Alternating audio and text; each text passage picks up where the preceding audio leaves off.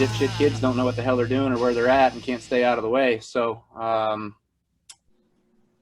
nothing like a Gase and a Smithley. All right.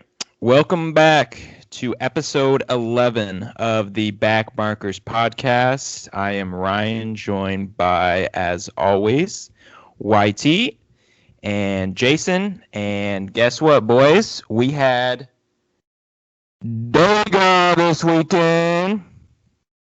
Good old Talladega. And guess what? Joey Logano ended up on his roof and almost died. So that was good enough for me this weekend. What about you guys? That would have been the second instance of a Dale Earnhardt-like death in NASCAR, and I would not have taken it lightly. I would be on a sabbatical from the podcast right now. I'd be driving down to his hometown in Connecticut to camp out at his parents' house with a little candle. Honestly, though, Jay, how would you actually react if Joey Logano died? I'm telling you exactly what I would do. I would gather the other 4 or 5 Joey Logano fans out there, and I would take them with me. I would steal Clint's RV from that guy who won it. And I would go around to every racetrack that Joey Logano has won a race at, which is quite a bit. And I would hold a candle up for him for 24 straight hours. Wow, at each of those tracks. Yeah, I didn't believe you could ever. Before we really get in depth in this amazing podcast, so let's thank our first ever not real sponsor, Fanatec. Fanatec is going to be honest with this episode, even though I have a G29 in front of me, but don't worry about it. That is just a humble brag. So there's our first humble brag. There's the flex on in the week. Yeah. YT might actually be racing a car right now. We don't know. There's a steering wheel in front of him, but he's driving this podcast. So I'm at Irwindale right now, but y'all don't know. My brake bias is so turned up that I don't even have to turn the wheel to turn the car. Tyler's got to go on iRacing and make sure Logan's still alive. Yep, we lost a member. We lost an original member. RIP. But I feel like Taps probably should have been involved. Yeah, there should have been Taps involved. We'll do a Taps later when Tyler's got it queued up. Yeah. Hey, well, it'll be at the end of the podcast. Stay tuned. Podcast does have to go on, though.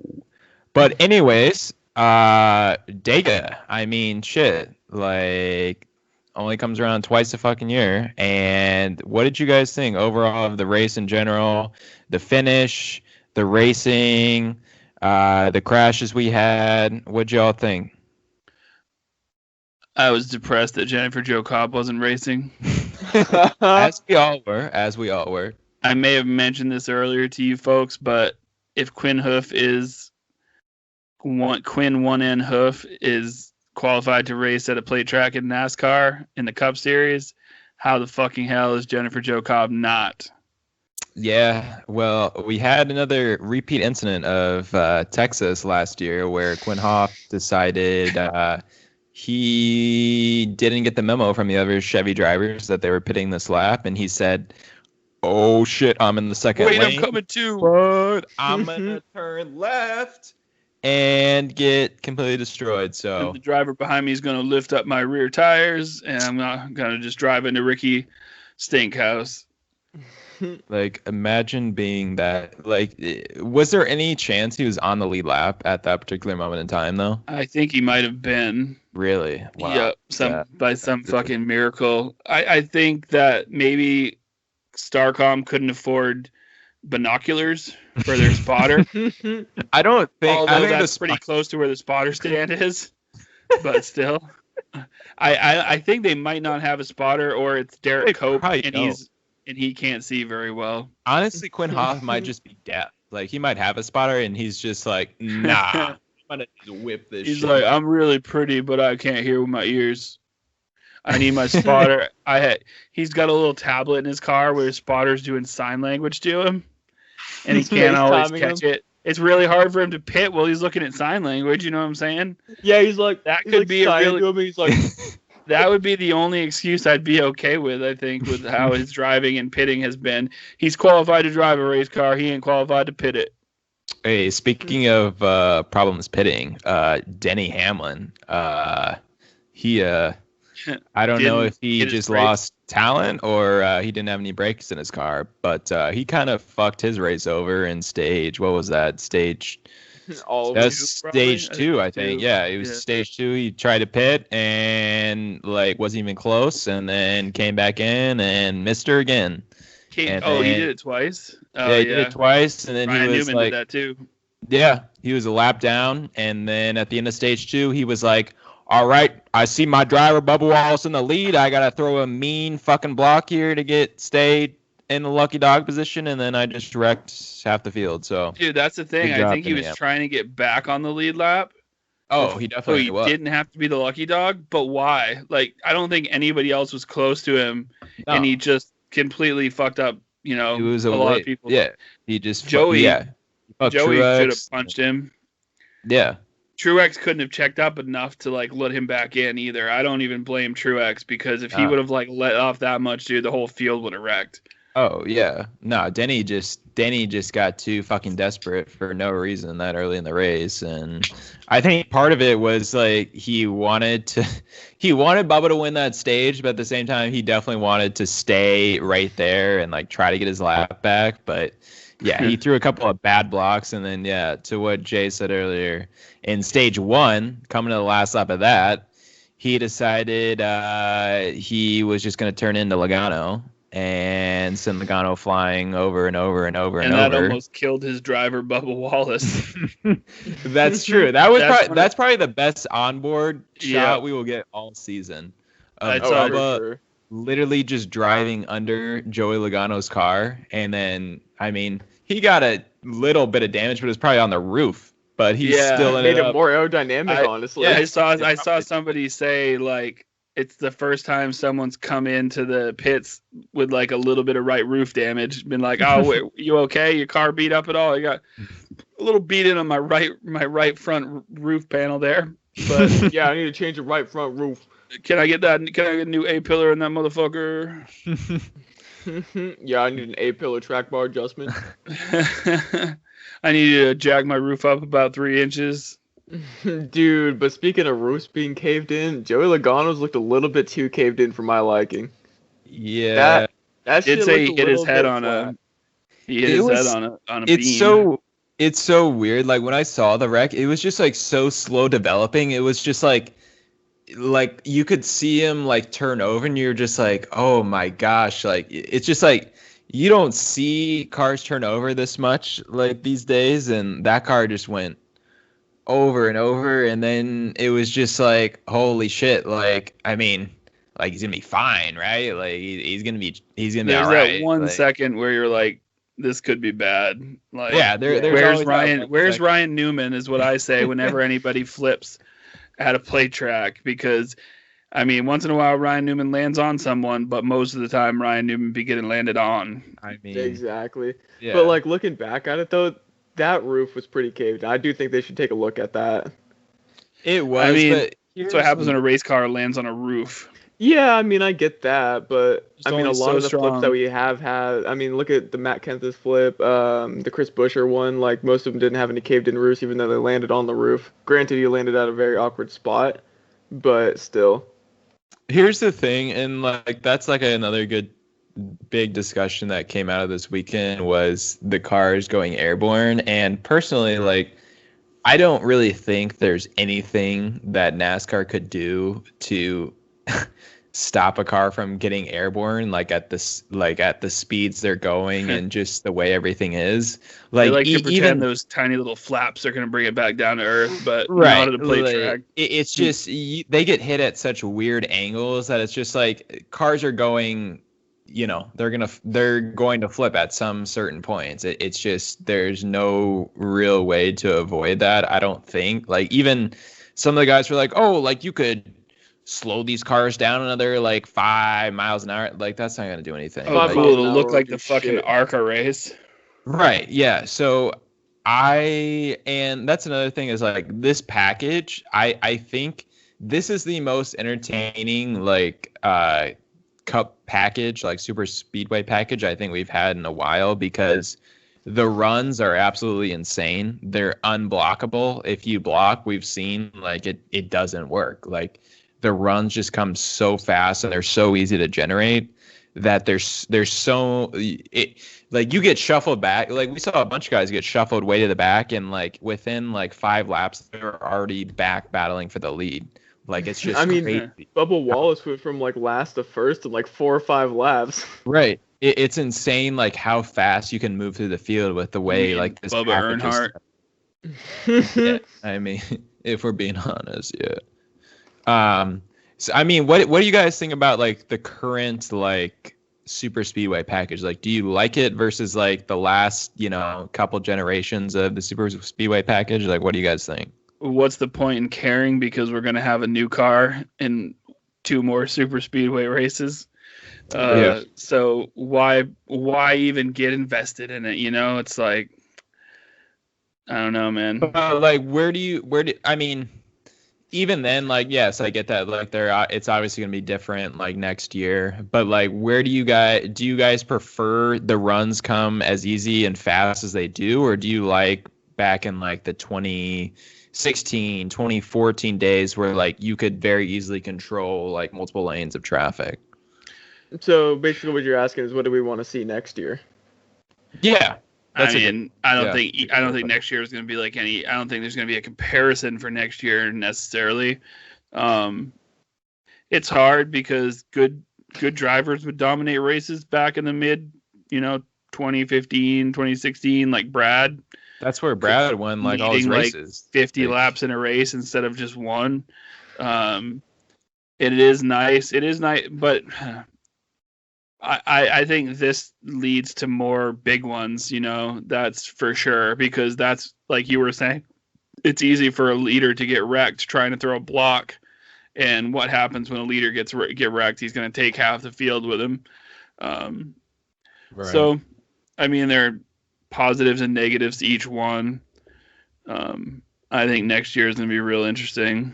What did you guys think though? Because like that was another thing that people talked about was like even like Boyer in the booth when he was talking about it a little bit was like before like this current package and like the spoiler, like there was what they said, there was like that bubble, right? It was like you couldn't like get close enough to the car in front to like push them forward or like generate that run. It was like you'd close up and then you get to them and it'd push them away.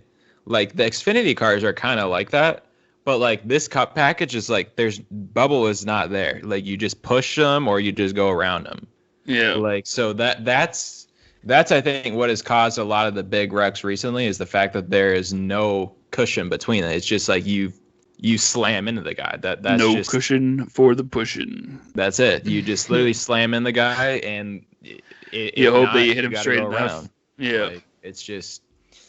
Yeah, that's not good. I mean, we've known that for a long time. If you hit a guy 2 inches too far to the right or left, they're going around.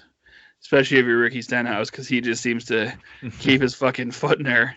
He doesn't care what that motherfucker in front of him straight on. He's just like, he's good at play tracks, but he's also dangerous at play tracks. Although, I think there's a number of guys that are dangerous. Oh, dude, the weapon of the week was definitely Ross Chastain, I think. Yeah, I think, yeah. He was that was just desperation racing, I feel like. Well, and I mean, let's be honest. There was a number of guys that were up there that, like, him, Eric Jones was up there, and, like, that's probably going to be their only chances to make the playoffs. So, like, I get why they were being that aggressive, but, like... Tyler Reddick and Eric Jones definitely got real aggressive on that final lap. They both had separate moves where if they would have stayed in line, they probably would have ended up finishing better. Right. Yeah. They pull out a line, try to get a run, and then just like, and I don't know what the fuck Harrison Burton was doing on that restart. It looked like he had team orders to just pull out of line. I was like, they weren't even up to speed. Yeah. I think Chase Briscoe tried to jump to his outside and he tried to block him, and then everybody just went to the inside and it just killed both of those guys. He should have just watched Chase Briscoe sail backwards, just stay in line. Yeah. Well, his fucking mom slapped him right across the face when he got back in the field after that one. Hey, Jeff Burton. Hey, did you guys see Ocho Cinco? Did you see any of his tweets at all? Yeah. Like, during the race? That was funny. Like I mean, that's always cool to see like new people that you wouldn't think would watch racing. But the best tweet he had was that he was talking about like, who the fuck do I gotta pay to like see some fucking racing and not all these damn commercials every 5 laps? Like, I was like, bless. Yeah. Thank you, Chad Ocho Cinco. Everybody on NASCAR Twitter agrees on this. Hey, you guys know where you guys can watch it without any commercials? Like, Look at legit- Geo872 on Twitch. He definitely streams it legally, and there are no commercials. Really? Positive. Every single week. I was about to say I would literally pay like $100 a year to watch a broadcast that wasn't with no commercials at all. That'd be a little steep, but I would pay pay like $5.99 a month during the NASCAR season. Because I mean, that's the thing is like I get like why they have to do commercials obviously, but like at a plate track where like there's passing every lap, like it feels like there's some sort of like give like the networks could have for those sort of things, because like you're still gonna have plenty of cautions to take all your commercial breaks on. Like, why do we need to have them all the time? Like, I get them at a place like Darlington or like Dover or something like that, where like the racing gets really spread out and gets really boring for a while. Like, I get that, like taking a commercial during the actual racing, but like at a track like Dega, like when they're 3 wide for the lead and you're just like, we got to go to commercial break. It's like, why, Mike Joy? Like, why the fuck do we got to go to commercial break? Like, it's so frustrating, especially like when, I know we obviously have watched like the F1 broadcast and there's zero commercials at all. The entire thing, and there's no passing that is happening at all. Yet there's no commercials. So it's frustrating because I think it really hurts the sport because new people that want to tune into these types of races, they're just getting bombarded by fucking commercials left and right when they're trying to watch the actual action. I can see everybody's frustration with it. So not healthy. I'll hook you guys up next week with the good old Twitch stream. Yeah, I guess we might have to get on this. This guy might get a major plug on this channel if. Bro, we'll bring him on. We'll be like, "What do you do? Why do you do what you do?" Honestly, if he's doing that, he's a fucking saint. Like, that's how I've been watching every single week. Is it really? Week for the last dead ass probably 2 years. Wow. Okay. I think the big winner on the weekend was Paper.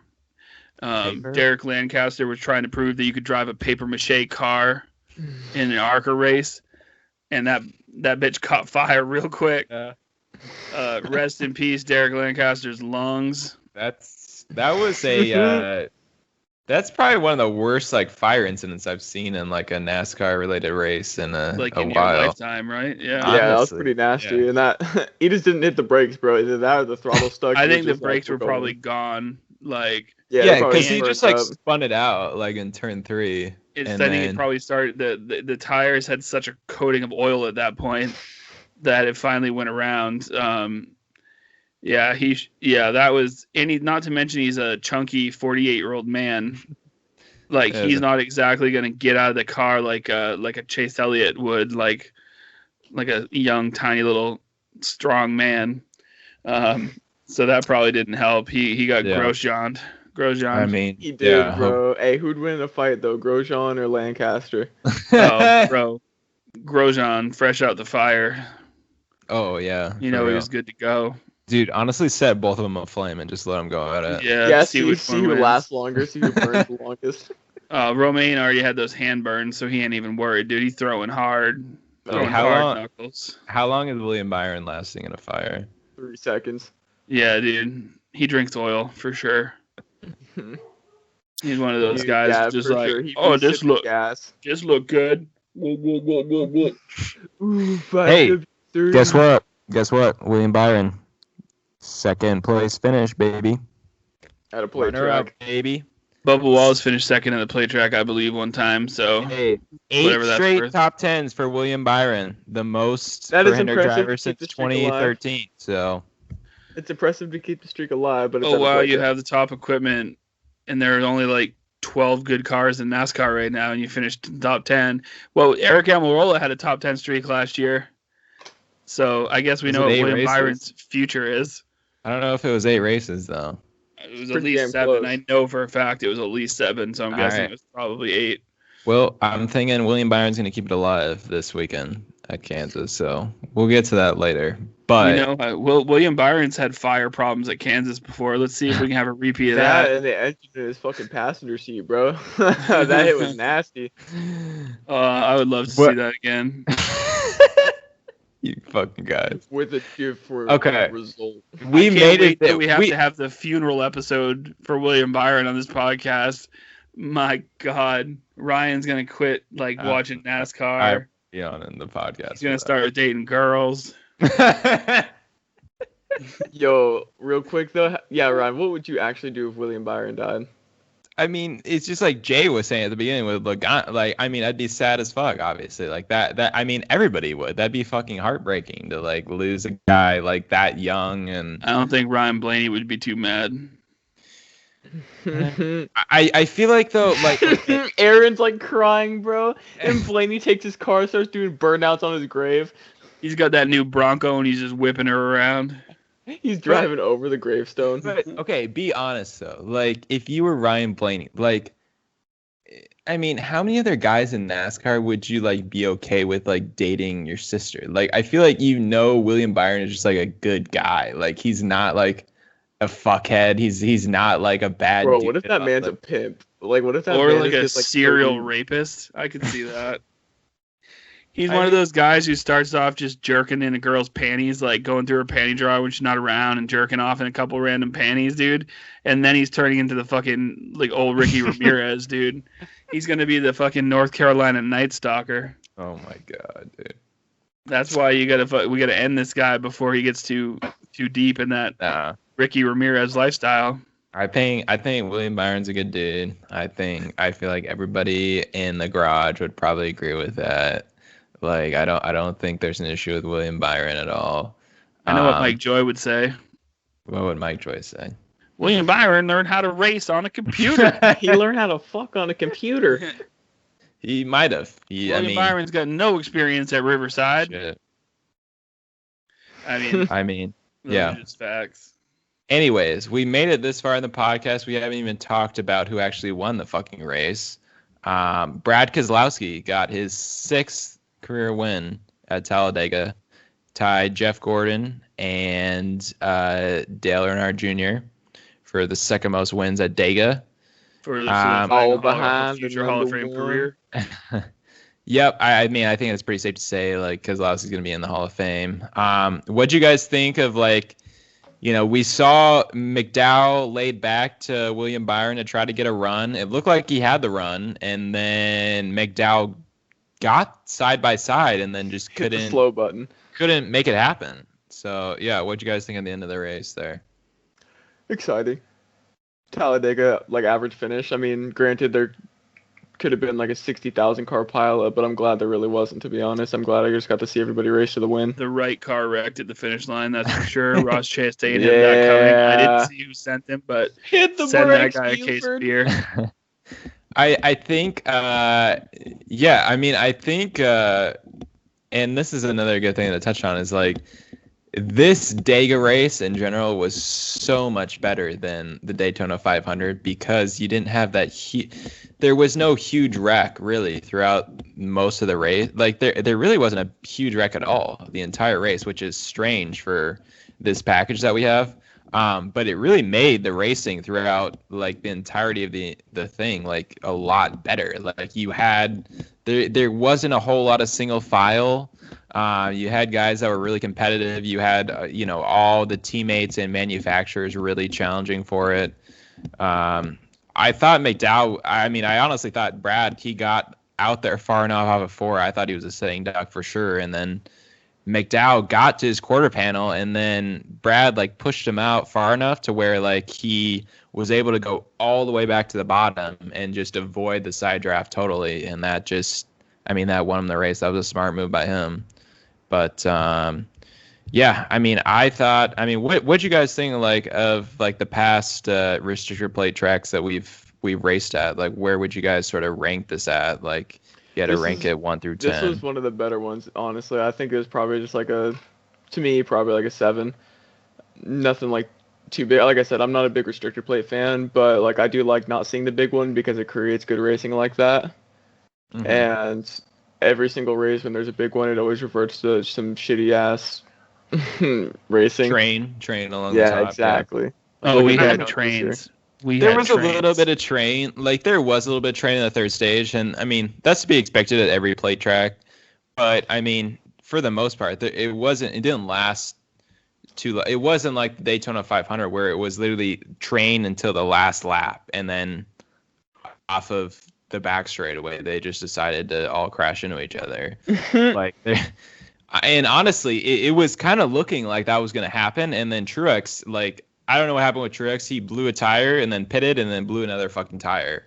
And then the caution came out. And that he had a tire down when he pitted the first time? I thought he just had another issue. He had a track bar. No, he spun out and he had a tire down. He pitted apparently. And then the same shit happened. And the tire came out in the middle of the straightaway. And then they're just like, well, fuck. It was like 3 laps to go. And they're like, caution. He hit the tack they threw out on the track that was meant for one of the Rick Ware cars. Probably because it was the way it was lined up on the top. I think it was like 6 Fords in a row. Like they were just gonna wait to the last lap and do that shit again. And Ford was like, "You boys ain't wrecking each other this time." Well, I mean, thankfully the caution came out because it was just, you know, I always hated like thankfully for Matty D. Well, I mean, he was kind of a sitting duck, though. Let's be honest. Like, there was a 0% chance he was going to win that race if he was the first car in line because it's so easy to pass. Like, you could pass whenever you want. So there was not a good chance that Matty D was going to win that race. And I don't even know who was second. What was Blaney? Blaney, I think, was second. And he went with third. Blaney. He thought Blaney was going to. Yeah, they were definitely. It was like push worth of shit. I was taking a shower and listening on MRN or whatever, and I was just like, oh my god, this is really gonna happen. I was like trying to get out of the shower real quick and like run to see Matty D. I was like, why the fuck is Jay taking a shower at the end of the fucking Dega race? I think I told you afterwards why I would have been taking a shower right around that time. Okay, all right. It was kind of time. It was one of those times. All right. All right. That's when that Austin Powers like incident may or may not have happened. All right, I got you. But listening to NASCAR on the radio, just like listening to baseball on the radio, sometimes it's kind of nice. Like listening to baseball on the radio is really nice, and NASCAR they get really hyped up on the radio, like they don't get in the booth. You get like that F1 style of level of excitement on the radio, where like everything sounds like it's a big deal. It's really not, but yeah. Yeah. It's kind of like when you hear a baseball home run on the radio, except it's every turn and every straightaway.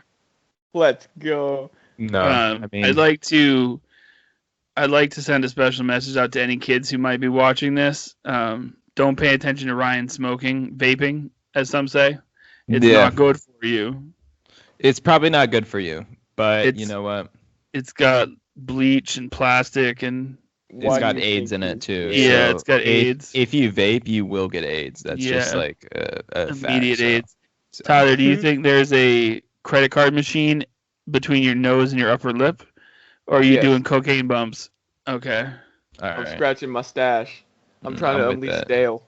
I forgot you didn't have any hands or fingers. That's my bad. Somebody pause the podcast and get his credit card number. So. All right, I'll zoom in afterwards.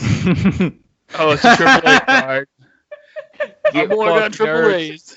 Get fucked, nerds. All right, boy. Who won 75 free miles? 13-year member, bitch. Yo, look Hey, at you 10 guys. years though. Wow. 10 years and I'm only 20. Let's Oh go. shit! Why were you? What? Did you get I'm towed always- in a go-kart I'm once? always Yo, we gotta do something for YT. It's still hard to believe this man is only 20 years old. Like, I know your birthday is in October. What is it? October 8th or October October 3rd. October Joe, 13th? There it is. 13. October 13th. I knew it was like 8th. Hey, there's okay. a 3 in it. So Yeah. Remember My I birthday is told October Friday 10th. YT October 13th. All right, so and my birthday doesn't exist 13th. because it's not in October's. He just Yeah, feels like he pretty wants much. to get older one day. Jeb Burke got to win. Let's move on. I was gonna say, yeah, the Xfinity race. That it did happen. Austin Cindric, I mean, for anybody that watched any portion of the race could see that 22 car was like just God mode versus the entire field. Had 0 teammates at all. There was one other Ford in the field, and that car was just like, yeah, I'm going to just pass literally everybody whenever I want. Except there was some very unfortunate caution that happened. And then they were literally half a lap from going back green. And then the rain was just like, yeah, we're just about to shit on you right now. And apparently it hailed and shit too. Like it was fucking downpouring everywhere. Why does And it always then- happen that a caution comes out and then during that caution the rain starts? I feel like it always happens on cue. It's the vortex Pretty damn theory, bro. sus. It's Yeah. the vortex theory. That does seem to be proving the vortex theory. It really is. It's kind of sus. Maybe Darrell Waltrip is like the smartest man alive. To Maybe be he's honest. not fucking insane, dude. No, Maybe- dude, I don't Yeah. think he is, man. He's like that mad scientist. Everybody thinks he's crazy, but he's always Yeah. right. He's and just shit. once he dies, some scientist is gonna go out there and prove that that's correct, and everybody's gonna feel real bad about what they said about Darrell Waltrip. Dude, I'm He's just gonna be saying, like, "Forgive me." like the cautions don't come out for rain. The cautions are just out, and then like they don't go back because the cars aren't going around in circles. AKA Darrell Cartrip. Hey, Yo, Cars reference. Where you at? Mediocre movie shout out. Pretty But damn honestly, good though, movie, like- shout out. I mean, Jeb Burton, like I mean, he very easily could have won it. Like, I mean, obviously the Call of Cars have been the peak of really the speedway cars over the last couple of years. So, you know, he very easily could have won it if they went back to racing. But I mean, I doubt it. you know, like Jay, you know, I know you would have rather seen Jeb Burton and your boy Daniel Hemrick Fiery not crash. not ever gonna win. But I mean, it was. I thought it was kind of cool to see Jeb Burton win because he actually has run pretty decent all year. And he was gonna be in the playoffs regardless because the Xfinity playoffs is just there's too A many joke. spots for it is a joke, yeah, honestly. So, but yeah, I mean, I thought it was cool to see it. I just thought it was stupid how he was like. He literally, they told me he won the race and like he didn't like his facial expression did not change the whole time he was doing a burnout. He was just literally like, Maybe he had a doctor's appointment scheduled after the race where he was gonna have to get a colonoscopy or something. that's true. That That looked is like very the true. vibe. That was the vibe he was giving off. Do you think that's He why he just- was crying? he looked scared. in Victory Lane? He looked Yeah, he scared. was crying because he knew there was a 2-finger butt shove coming his way. Hey, Jeb, it ain't that bad, bro. It ain't that bad. He heard he was predicting in his mind how Jimmie Johnson was going to do in the IndyCar race the next day, and it made him really sad. All of NASCAR was weeping early Sunday morning for Jimmie Johnson I was about to say, I feel like we could probably move on for the next Xfinity race because, yeah, that's about because that was the least exciting thing that Thank you could for your have. service, But- Gilbert. Anyways, IndyCar at St. Pete is Jimmie Johnson, the Joey Gase of the IndyCar series. 100%. He's He the says Romain. that he He's the wants- Romain Grosjean of the IndyCar series. Yo, Oh, big shit. call out. did- Big call where did out. David Grosjean Land. in this David race. Land wrote on his ass on Twitter too, like when after Jimmie Johnson, and then I think it was Real Radman came to his defense. Tyler's boy, Real Radman. Yeah, my main homie, the guy I talk to every day on Instagram. Yeah, Tyler's like admin in life. He likes calls them the admin, real radmin. Okay, I'm so- hey, yo, I got some life advice. Do I pay the taxes today or tomorrow? Okay, so Grosjean finished 13th. He was 10th in the first race. Like where I don't even know where Rick, like, were they even in the series last year? I don't I think think so. They were at least in the Were they? in the 500. Okay. But 'Cause, they're like they're one of those situations where it's like blah blah with Rick Rare Racing. Like, so he's got like he's like when it's like Drake and then it's like with Kanye West. You know what I mean? You're like there, but you're not the real money or the brains behind the operation. But he does have a clone of what Cody Ware drives, which is never a good thing. Same livery and everything. So, I mean, that car is not going near a podium. I think it's safe to say. I mean, probably not, but I mean, What's that that's motherfucker going to look like on an oval? Fucking Romaine on an oval, dude. How many fiery crashes is he going to have? Well, this Motherfucker's is going to hit a wall at 195 miles per hour at Texas. We're like 220, bro. Let's plan. Maybe we should have him buy his funeral plot right now so that his family doesn't have to worry about it. I mean, he might cremate himself, though, so who knows? That is true. Let's They just go, put, like, the Romaine. car and everything. He's our Romaine man. This is the thing though about like that IndyCar race. I mean, honestly, there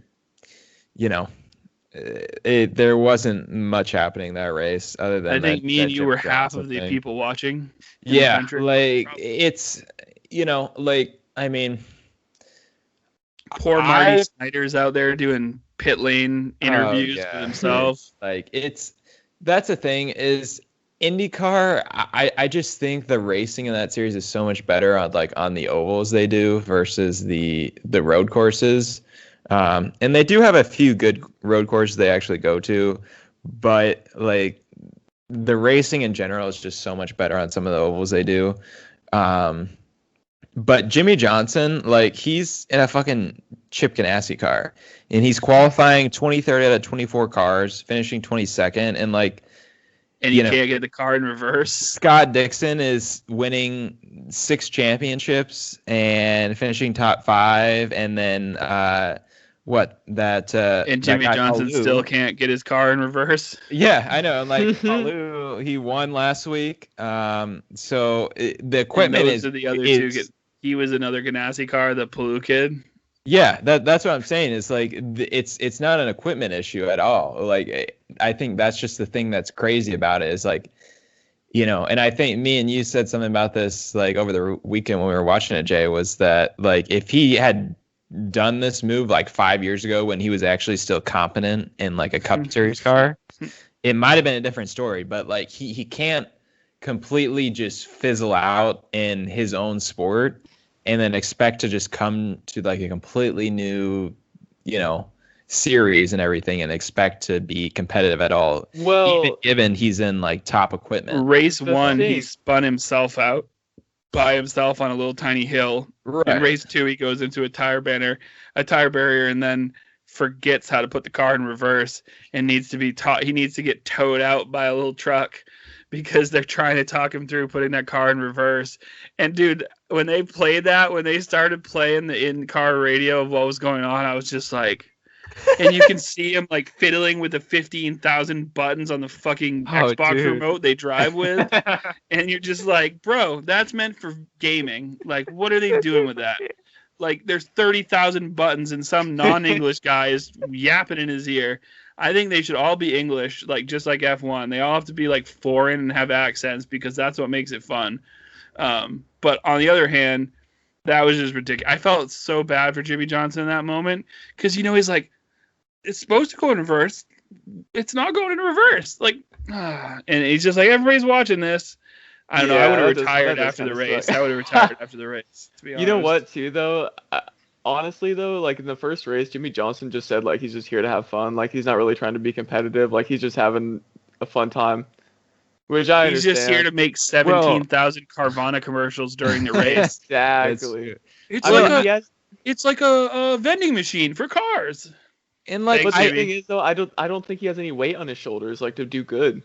Like, I think Well, he just no, knows that, too. He's like, fuck it. Like, if I suck, I suck, and whatever. Let's He's just got the go weight race of some fast NASCAR cars. fans on his shoulders. Well, I mean, and that is a thing is like, yeah, like obviously he just did that for fun because like if he was actually being serious, like he wouldn't have elected to run all the road courses. He would have elected to run all the ovals because that's where he would have actually The whole been like fucking season, like he should be running. he should like if he wanted to actually be competitive, he would have run all the ovals because he would have actually had like, you know, I don't think he would have challenged for like podiums or anything like that, but he would have at least been semi-competitive. At these road courses, he's not going to be competitive at all. Jimmy's like, can we bring these babies to Martinsville? Like, anybody be down for that? I mean, I'd like to see it. Bring them back to New Hampshire. I'd go honestly if they came back to New Hampshire. Yeah. It seems like they should have. I know they didn't get the fans coming to those races because, you know, it's New England, and if it ain't a modified, no one cares. But the modifieds do so well in that track. You would just think Indy cars would be able to. I know they did it a couple times. Did they run at New Hampshire before? Yeah, they've run like twice, but the crowd wasn't there. I don't think. I know they've run at like Richmond before. I'm pretty sure. But I think they don't ran at Richmond last year. Yeah. Really? Yeah, they. I Ran know they Iowa run and at like Richmond last year. Iowa. And they're out of Iowa now. Oh, they're out of because that was actually a good race. But they're at Texas because you know everybody's got to be at Texas. I think they're actually like reasonably exciting at Texas. You know. Yeah, I mean they're better than the Cup cars. I guarantee you that at Texas. I think the next Danny Wheeldon comes out at Texas eventually. You know, it could be Romain Grosjean into the catch fence. Might be Jimmie Johnson, bro. Oh man, if only he was. Could you He imagine? should be running Texas because that's the track he's won races at. Yeah. I wonder how he's going to do at Sonoma, though. Because, I mean, that's a track he's familiar with. Still not good unless they put him on the Cup running car. it? Let me see the schedule. I I'm don't even pretty know sure if they're they're running still at Sonoma. Sonoma.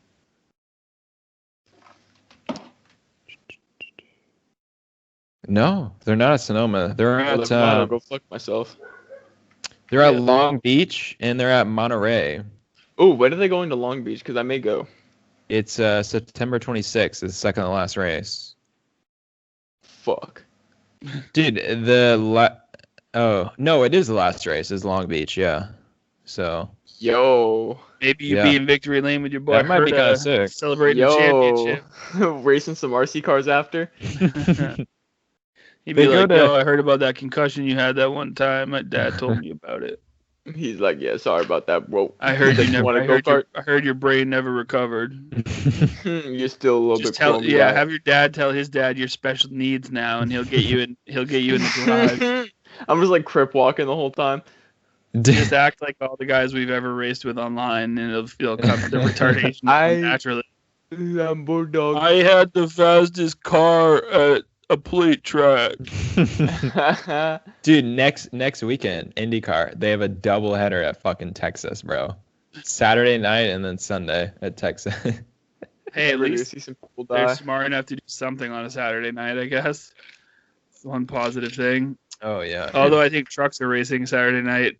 They are. Yep. Trucks racing Saturday night. Is it another weekend where we only have one secondary series? Yep. It's Although ARCA I don't is know there, I why. think. ARCA is there. Yep. ARCA is there like Saturday afternoon, and then yeah, Saturday night is the truck race. So And they're at Kansas, right? they're at Kansas. Yeah. I don't know why. Like a proud moment. I don't know why. It feels like the last month they've just alternated weekends, which I Yeah, don't know why literally that's have. a thing, but Oh, it's Apparently. that Bushy McBush Race 400. that's This right. weekend. Yes. So at least Kevin we got Hart Racing that. finished 19. 19. I can't- You can't.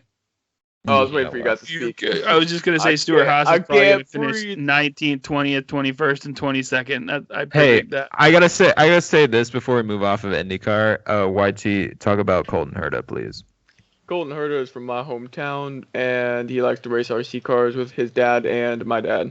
Please state your hometown and your address, your current address. We got Santa Clarita, California. My address is beep on beep. Oh shit, man. That sounded like R. Kelly beeping himself, bro. That was good. Oh yeah, and don't forget my social security number. Okay. Hey, the entry list for next week. It says we got Joey Gase in the 15, and we got Go. Garrett Smithy in the BJ 28. McLeod Racing is showing up. I saw. Yeah, it's showing up. 55. I think Yeah. that might be their first race of the year, bro. I don't even remember that car ever racing before. No, Who's in that it? is definitely their Matt Mills. Matt Mills. Okay. Wow.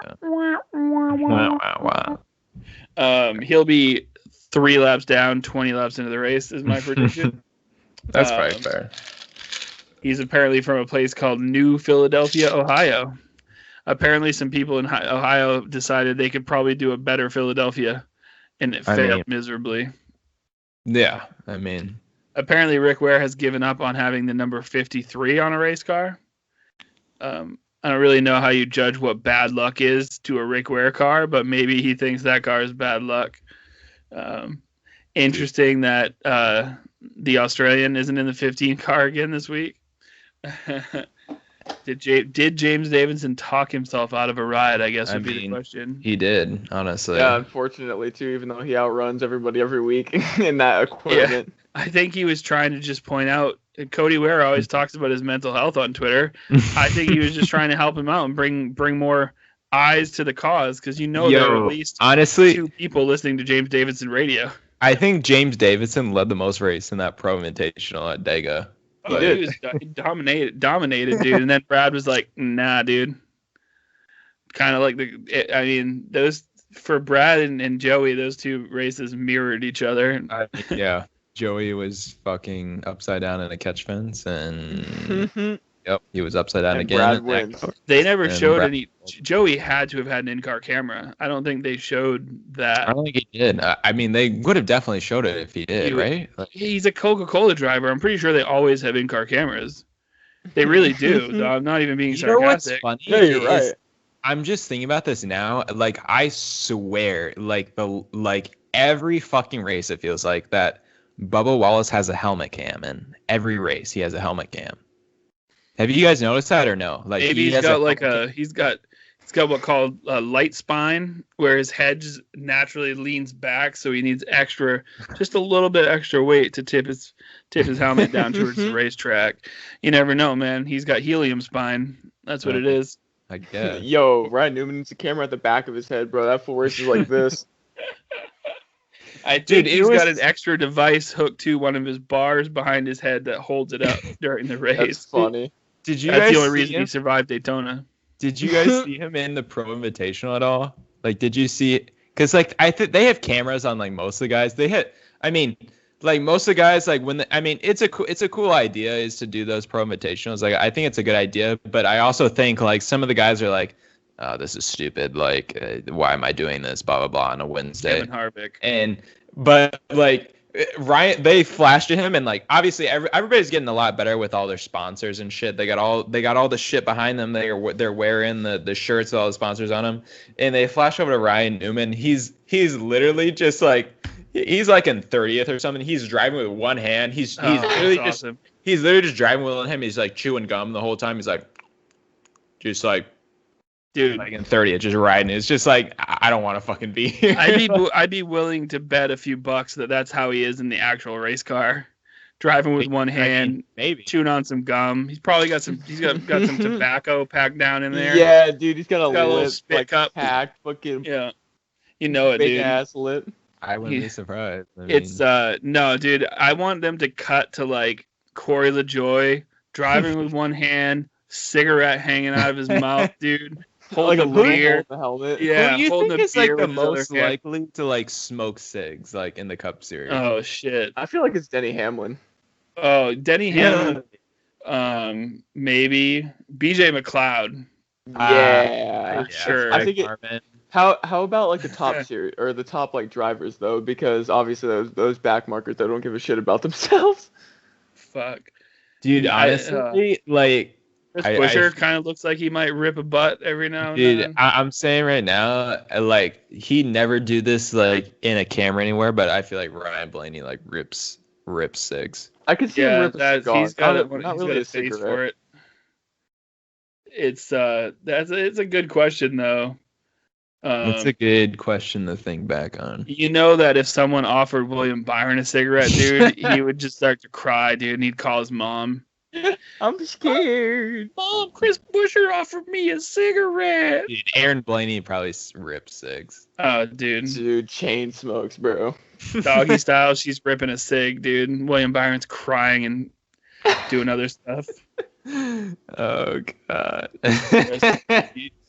It do be looking like our boy Austin Cindric is signed up for the Kansas race in the Cup Series. He is, yeah. Yeah. Interesting. I'd like to see him get a good finish in that car. I was looking at some of the results for like the Cup and Xfinity race. Like, who was your big winners from the weekend? Who was some of the guys you think that really fucked up? Let me mention this first. Brad Keselowski is also going to be sponsored by Verizon 5G at Kansas. Wow. Okay. That's pretty wild, considering it seems like his sponsorship is usually pretty nailed down. And this won't surprise anybody. Kyle Larson will be bringing the HendrickCars.com number 5 car. For real, though? For real? Hey, at least we're getting Kyle Larson back at Kansas, man. Who's going to rip that Highline better? Fucking old Red Dick or Kyle Larson? Probably Dude, Larson. I was gonna say, how about fucking Kaz Grala, man? Like, dude, I put him on my bench for the fantasy. I benched William Byron, dude. I feel real stupid. He's raced like 3 Cup races, and he has like 2 top 10s in them. Yeah, top 5 and a top 10. You know, like, and that's the thing is Kaz? He's not full time in any series, I don't think. I think he's a good driver. He's got experience driving. I think he's a good driver sports too. Cars and stuff, and he should at least be. I don't know why Kaulig wouldn't run. Hopefully, they plan on running that car at some road courses for him because he's obviously got more experience at road courses. Right. I can see him pulling off a top 10 at a place like Coda, where who knows, maybe he's actually driven before and would have a little bit of an advantage. Well, that's the thing is like I feel like Kaulig, like they've had a couple of good. They haven't raced very many races this year, obviously, but I feel like that car very easily they could make the jump to the Cup Series, like, and just, I mean, their mistake was running it at Daytona and not running it at the Daytona road course where he had success the year before. Dude, I mean, and like, be smart. So currently, I'm looking at the standings right now. So Bubba Wallace is 20th in the standings. Like, do you think the Kaulig car, if they ran full time, could outrun Bubba in that 2311 car? I think it would be very close. I think it'd be pretty close too. I agree. In that group. Yeah. Okay. Be somewhere between. Suarez is 24th. I think they could outrun both of those cars, like those single car teams that are semi decent. Well, yeah, if you look at it right now, 19th through 28th is like pretty competitive junk. Newman, Wallace, Preece, Reddick, Custer, Suarez, Chastain, Almirola, Eric Jones, which I feel like should be better, and then Chase Briscoe. I feel like Reddick should be higher than that. But it's I think that car would do well, especially I think he'd have an advantage over all of those guys we just talked about at road courses. Dude, I was going to say, Grella has 2 starts this year. He is 34th in points. Yeah, I know. I mean, below James Davidson, but only by 3 points.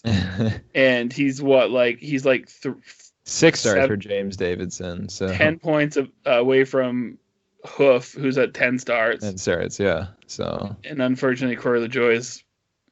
I mean, he's only 60 points away from Anthony Alfredo, and who's only got 100 points, and Kaz Grala's got 40 points. I mean, like, Kaulig, I think they have to. I mean, even if it's just one car, like, they have to make the jump to the Cup Series, I would think, next year. I don't. Yeah, it'll be Justin Haley.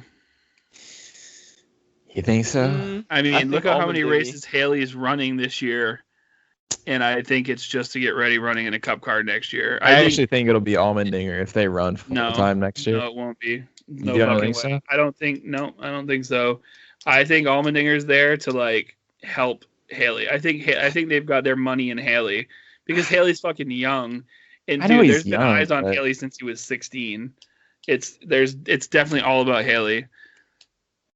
I don't know, man. It just only have Allmendinger there if they wanted him to like shake down the car for a season in the new generation car. That's the only reason they'd have Allman. He's like 112. He looks Like, good, what- but he's 112. What was even the sponsor on the 16 car? It's probably like that The financial. It's not leaf filter, is it? That's not it. No, it's the FOE, leaf filters. the hero thing or whatever. Colleagues company leaf filters usually on Haley's car. Yeah. It's well, because Allmendinger runs that. What is the fucking name of that sponsor? I think it's something FOE. Falmouth Financial or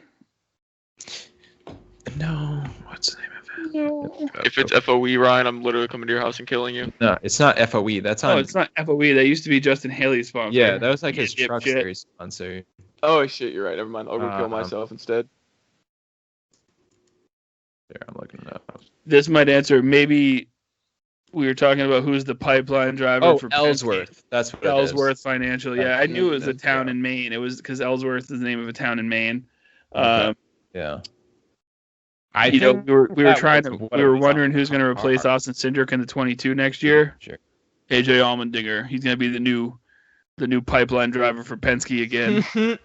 What? Okay, so Welcome why back. would you say Allmendinger though? Like, are you serious when you're saying Allmendinger, or that's just No, I'm a being joke? sarcastic. I think there's Okay. as much chance he ends up in the 22 car in Xfinity as he does in a 16 car in Cup driving for Kaulig. I There's really no think upside. There's no upside to that. Yeah, I know, but like, I mean, he's fucking AJ Allmendinger, and there's 7 road courses on the schedule. That's my thing. That's my thing with AJ Allmendinger in the Cup Series next year is that there's 7 road courses on the schedule. I mean, I guess we don't really know what it's going to fully look like, but I'm sure there's going to be quite a shitload of road courses next year. And that would be my thing as to why he would be in there, because he could win one of them. Within the next 3 years, the Cup Series schedule could be all road courses. We don't know that, but they might add like 2 street circuits. Like, that wouldn't surprise me in the next 3 years. They add like 2 street circuits to the Cup Series schedule. Because they said like the one in like Chicago was like one they were thinking about, and then, dude, NASCAR F1 weekend in Miami. I can see it. All right, so we got F1 after a weekend off. F1 is coming back. Weekend. Yeah. Yeah, they Wasn't it raced like last 3 weekend. weeks? No, they did not race this past weekend. I think they that raced- Ambisol has numbed your brain. They raced the weekend before that, YT. But Yeah. they will be back Yeah. this weekend at Portugal. So that is Portugal. I think they didn't race there for a while, and then they finally went back there last year. The only thing I remember about that track, single drug was legal. the only thing I remember about that Portugal track is that straightaway is like ungodly for DRS. Like, basically, if you have DRS, you're passing the dude before turn 1. So that's all I remember about that track. But anyways, they will be back there. But big news today, breaking news on a Monday. Ding ding ding ding ding ding. F1 announced that they are doing sprint qualifying. A sprint qualifying format for 3 It's a races. cute name for heat races. Yep, that's. I like that's how they're what they doing call heat races better than fucking NASCAR, who's like, grassroots come from heat races. I'm trying to be official with what they said. So They heard F1 about the point system I came up for heat races in our Friday night league, and they stole it. I mean, pretty much. Stole So it. basically, their sprint qualifying format, they're going to be in 3 races in 2021. They haven't actually announced which actual races they're going to be at, which is kind of sus. I mean, I feel like if they announce this, they should announce what race they're going to be at. But I've heard that the rumored ones are that it's going to be at Silverstone and Monza for sure, and then one other one that's outside of Europe. So I don't know where that would be. Maybe it'd be in the U.S. one. Who knows? At COTA. But anyways, this format is basically going to be they will have a 90-minute practice session on Friday. They will have, right after that, a traditional qualifying. So the 3 rounds of qualifying that they normally have, but it'll be on Friday instead of Saturday. And then they will have another practice on Saturday morning, followed by a sprint race, a 100-kilometer sprint race. So I don't know how many laps that means. I don't know how long the actual races are in terms of kilometers anyways. So I don't know how many laps that will be. But essentially, that sprint race will set the field for the regular full race on Sunday, and the top 3 finishing positions will get world championship points. So first place will get 3 points, second place will get 2 points, and then third place will get 1 point for the championship for those races, and then that finishing order will set the field for the full race on Sunday. So what do you guys think about F1 trying this, and what do you guys think about it? I think I have Backmarker Podcast breaking news. Ding ding ding ding ding ding ding ding What ding you ding. got, buddy? Jesse Awuji's on the entry list for Kansas. Let's go. Hello, 38th place. Is he on the entry list for Portugal? Possibly. Yeah, I think he's driving a Williams. He's taking over for Latifi Okay. because he's but hot since we're talking garbage. since we went back to NASCAR real quick, I'm feeling as numb as Jeb Burton after that win. Dude, like the Ward Burton side of the Burton family has never had a fucking emotion. Ward Burton is all like wrangling snakes and shit. Oh Hey, yeah. Tell that lady to get out of the Punches shot. the face. We just saw a lady back there. I'm assuming it's your stepmom, and she's never been asked to be a guest on this podcast. I'm just gonna put it that way. Yeah, we're not paying Ask her him. what she thinks about the F1 sprint races. For What real, do you though. think about the F1 sprint races? Oh baby. Shout out to Wife Gives You Lemons podcast.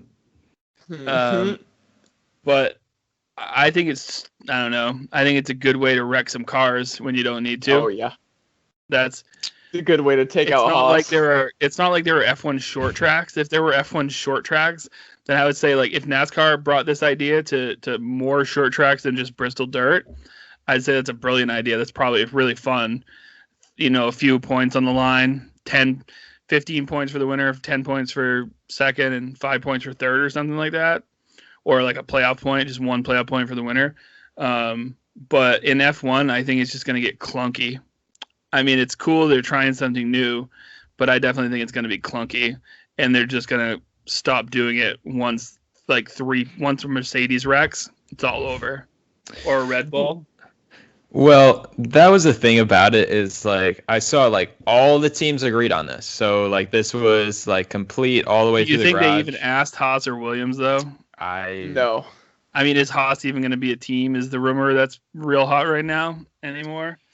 Yeah, I mean, And let's just Dad. say, let's keep the rumors hot.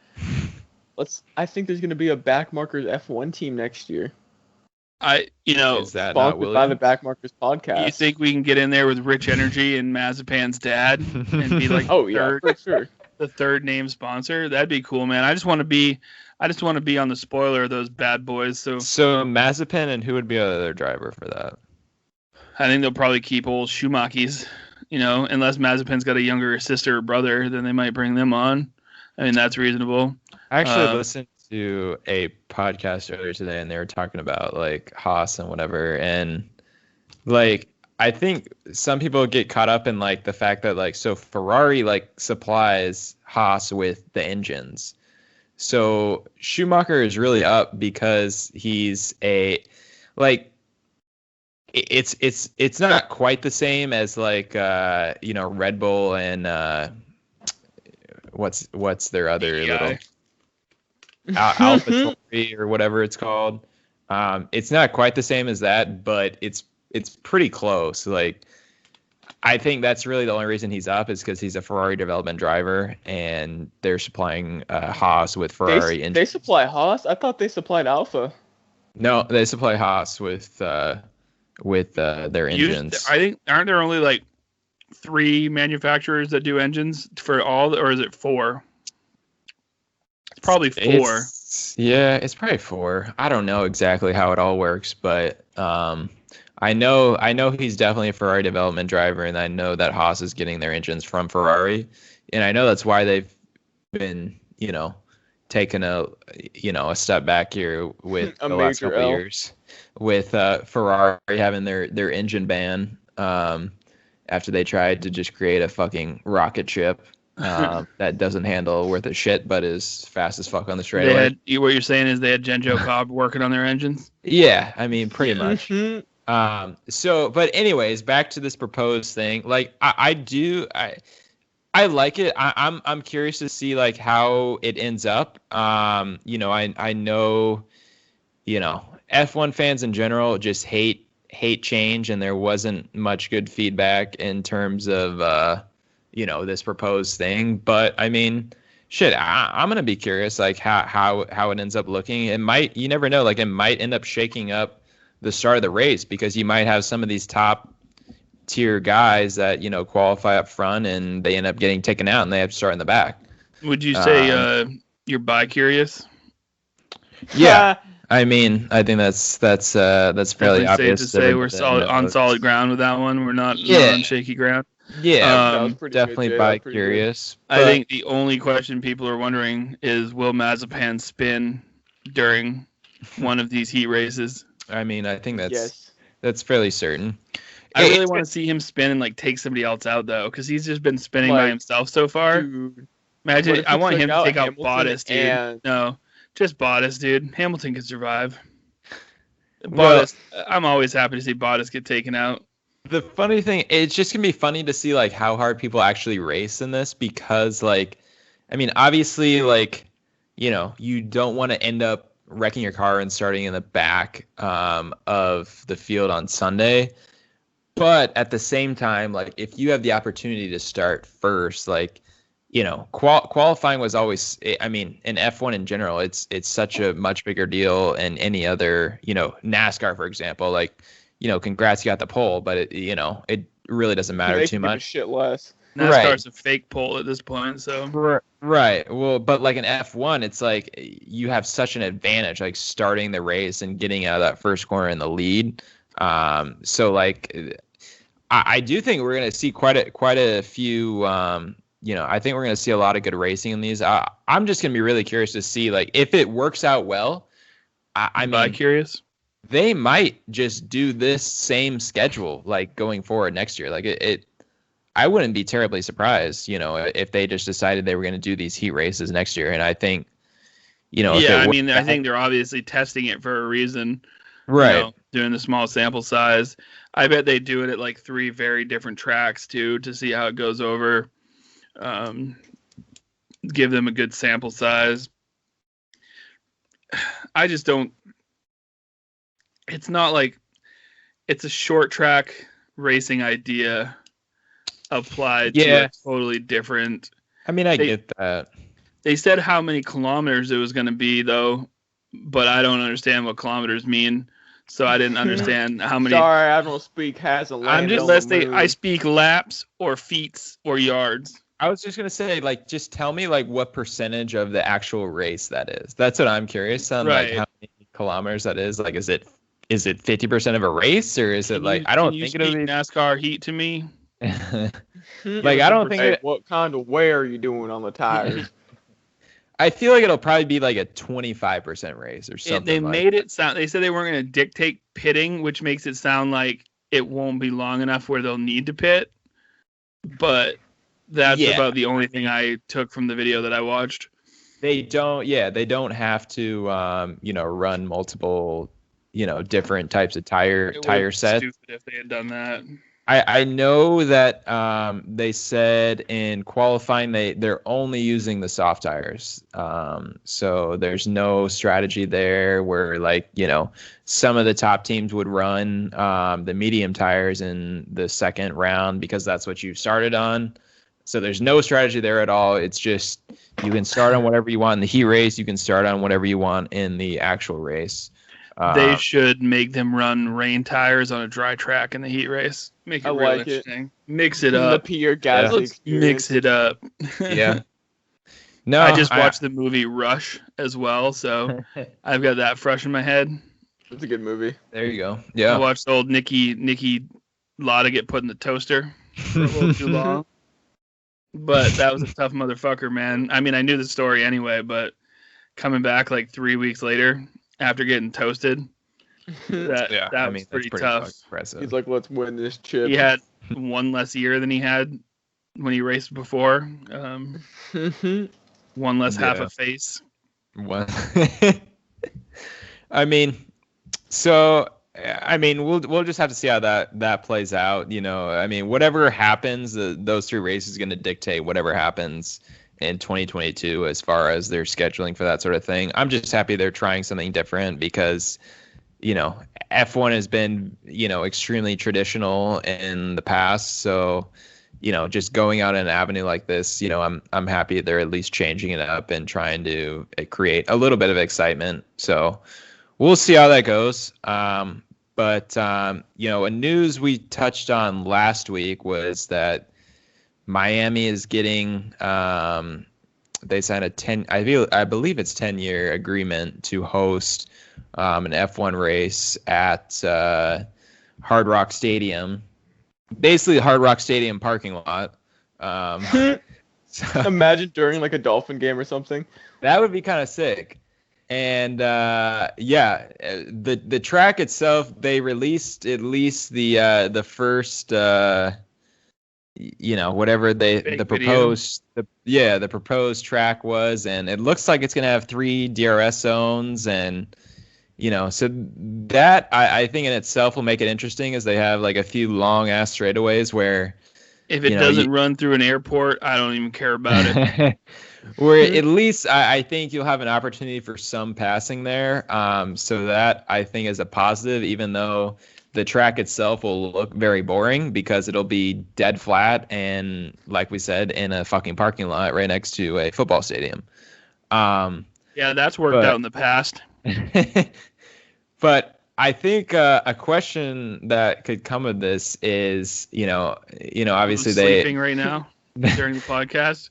They agreed on this 10-year deal for Miami, and obviously they've been at you know, the U.S. COTA. Grand Prix has been at COTA the last few years, and this is the last year of the original contract for COTA.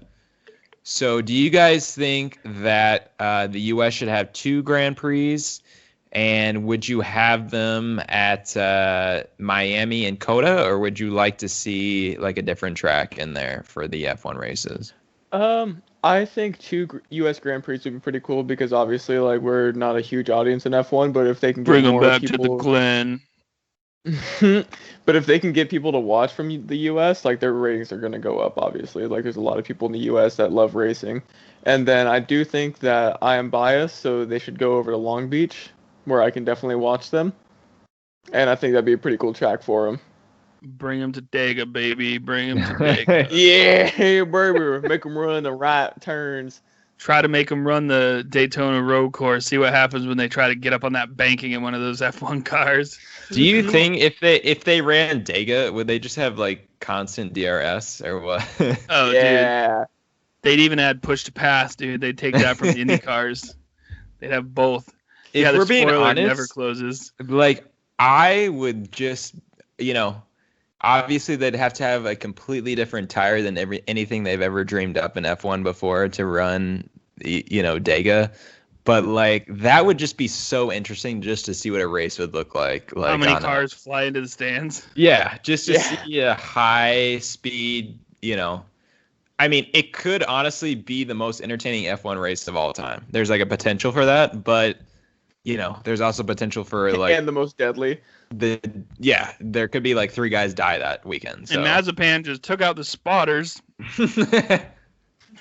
And Mazepin is lifted off. He is now about 32 miles in the air. He is now the newest Russian in orbit.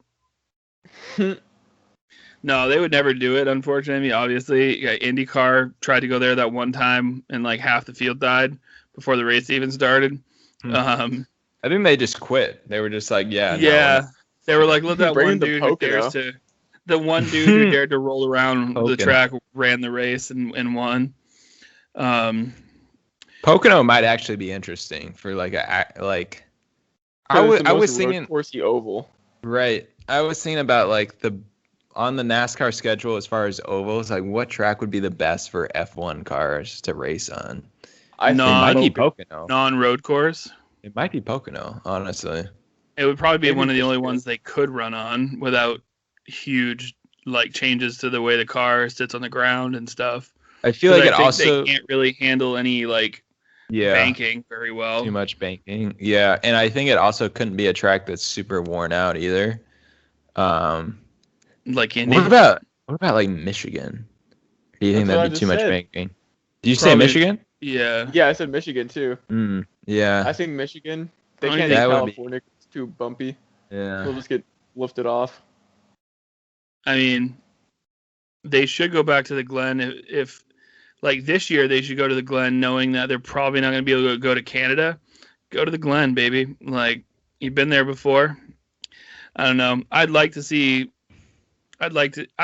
hope if they do 2 races in the United States that one of them is in the Northeast, so I don't have to go to Canada to see it. The Glen would really be the only option, I feel like. Yeah. For that. Well, I think there's some conflicts with COTA in Texas as a state in general. Their sort of contract was like that they'd basically give F1 $25 million a year to come there as long as that was the only F1 race in the United States, which it no longer will be.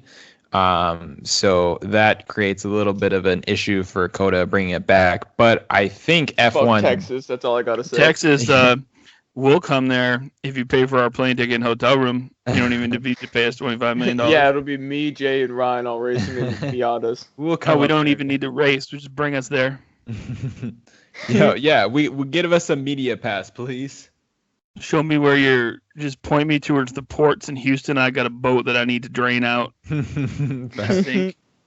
So that will be interesting. I think I feel like somehow, some way, there will be 2 United States races on the schedule, especially since like they're calling the Miami race the Miami Grand Prix. So I feel like there will be another track in there at some point that will be the U.S. Grand Prix. But what I've heard and what like sounds like would be the most realistic is that one of the races here will be early in the season and probably with Canada and like alternating weekends or like back-to-back weekends. And then another one would probably be here later in the season with Mexico with the next weekend. Which I think that would probably make sense. So yeah, whether it's Long Beach or even like Watkins Glen would be interesting. I mean, even like Road America, I think would be a great track for them.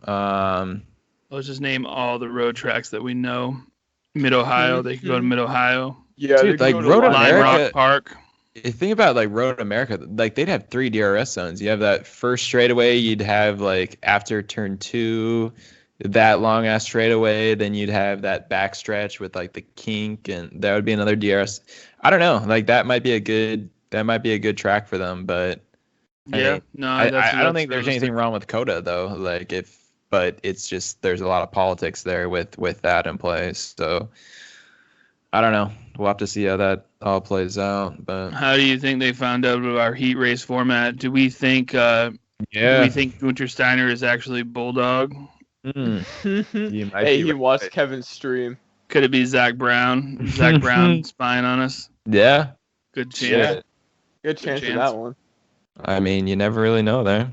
I mean, here was another little thing that I noticed was the last, I don't know how many years, it felt like this was like quite a long thing because they always say this is the best day of motorsports. This is the biggest day of motorsports was Memorial Day weekend. That Sunday was always Monaco was in the morning, and then you had the Indy 500 in the afternoon, then you had the Coke 600 at night.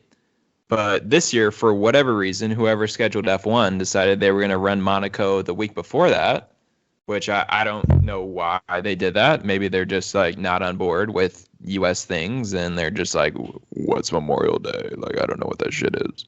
So there's no race on Memorial Day for F1, I'm guessing? There's probably a week off. It's literally the week. Yeah, there isn't. It's literally the week before they're running Monaco, and then the 30th, which is that normal like Memorial Day weekend race, is the Indy 500 is there, and then the Coke 600, but no Monaco for some odd reason, which I don't know exactly why, but I feel like the motorsports scheduling, I feel like just has not huge flaws. There's a lot of huge flaws in the motorsports scheduling. The last month or so, it's felt like Xfinity and Truck has just been alternating when there's really no reason for it to be alternating with some of the tracks they're going to. They can just bring them all there and make a whole weekend. Yeah, Trucks on Friday, Xfinity on Saturday, Cup on Sunday, like right. They always do. They always do, and that seems like that's always the best. That's always the best thing to do, the most interesting thing to do, and the same thing with some people suggested when like the Miami Grand Prix came out, like let's run Miami and Homestead on the same weekend. You run the Miami Grand Prix in the afternoon and then Homestead at night or something like that. Just that would be a cool feature. And the same thing with COTA, like you run it at, I know it's in the fall, and they're not on the same schedule, but you could have done, that during the day and then Texas Motor Speedway at night or something like that. But I just wish, like, I think we're all in agreement here. We wish like all these motorsports could come together and make like a big weekend for, some sort of interesting things with, especially F1, because it's so, I think we probably all could agree like F1 is like the biggest form of motorsports in the world. Just getting them and NASCAR to somehow like have some sort of weekend together and where they were together and could do different things and could create some sort of content together. Like I think that would be really interesting just to see what would happen. What do you guys think? I like that a lot. I do think that they should have done it with COTA. They should have. It'd be cool to see like one car from every series there on the track. Put an F1 car, a Cup car, a truck, and an Xfinity car out there. I was gonna just say for a lap or two. With like an Indy car too. That's like and a Miata. That's like the crazy thing this year. It's just like, they're going for COTA the first time, and like all three NASCAR series are like there on the same weekend. Like that would throw IndyCar at Texas when they're there. Like just have a full on Texas motorsports orgy. Yeah, like I feel like IndyCar, and I don't think IndyCar has been to COTA yet, but I feel like they're going to at some point here soon. It would unless they have a handshake agreement with Texas. That's true. I just feel like Texas Motor Speedway kills a lot of forms of motorsports. So. Oh yeah. On slightly more interesting news, for some reason, 3 out of the 5 GMS trucks are without sponsor yet for Kansas race. Really? On the entry list. Damn. Lassard, Ankrum and Purdy are the only ones that have not TBD sponsorship. I was gonna say, Lanao or whatever it is, just sponsors Ankrum, maybe, and Chase Briscoe is on the entry list, driving Corey Roper's truck. I saw that. I know Kyle Busch is in the field. Ross Chastain is in the field. I don't think people have that same fear of Ross Chastain that they do Kyle Busch, but both Cup drivers for sure. Well, I think we talked about this, I know earlier in the year, was like, KBM had kind of fallen off, and it felt like GMS, like last year, sort of took them over. I think this year it went completely back the other way. KBM is clearly the best team in the truck series, and GMS is sort of searching a little bit. I don't know if that, and it's really crazy, right? Like Sheldon Creed, like he was, didn't he win the championship last year? Yes. Yeah, I was about to say, like, he won the fucking championship. He won like 5 races or something like that, and he can't get a fucking sponsor this year. And like Zane Smith was, probably the second or third best car all season last year. He can't get a fucking sponsor. It's that's really sad, honestly. Dire straits. Straits. It's really crazy how that how that is all worked out, and I hope for both of them, because I think Creed and Zane Smith are both really talented drivers that deserve to be moved up to the Xfinity Series here soon. They can't seemingly catch a goddamn break either. They can't. I mean, Creed's having a real bad season. He has definitely struggled, and I mean I think it's just GMS in general has really fallen off from where they were last year, and KBM has really picked it up, and ThorSport has been really strong as well. So, I mean, I guess we could kind of go into, since we're looking at it right now, like, what do you guys think? Who's your guys' pick to win the Saturday night race at Kansas in the Truck Series? Jesse Iwuji. Yeah. I just wanted to see if I could all day. I was trying to see if I could say it with a straight face.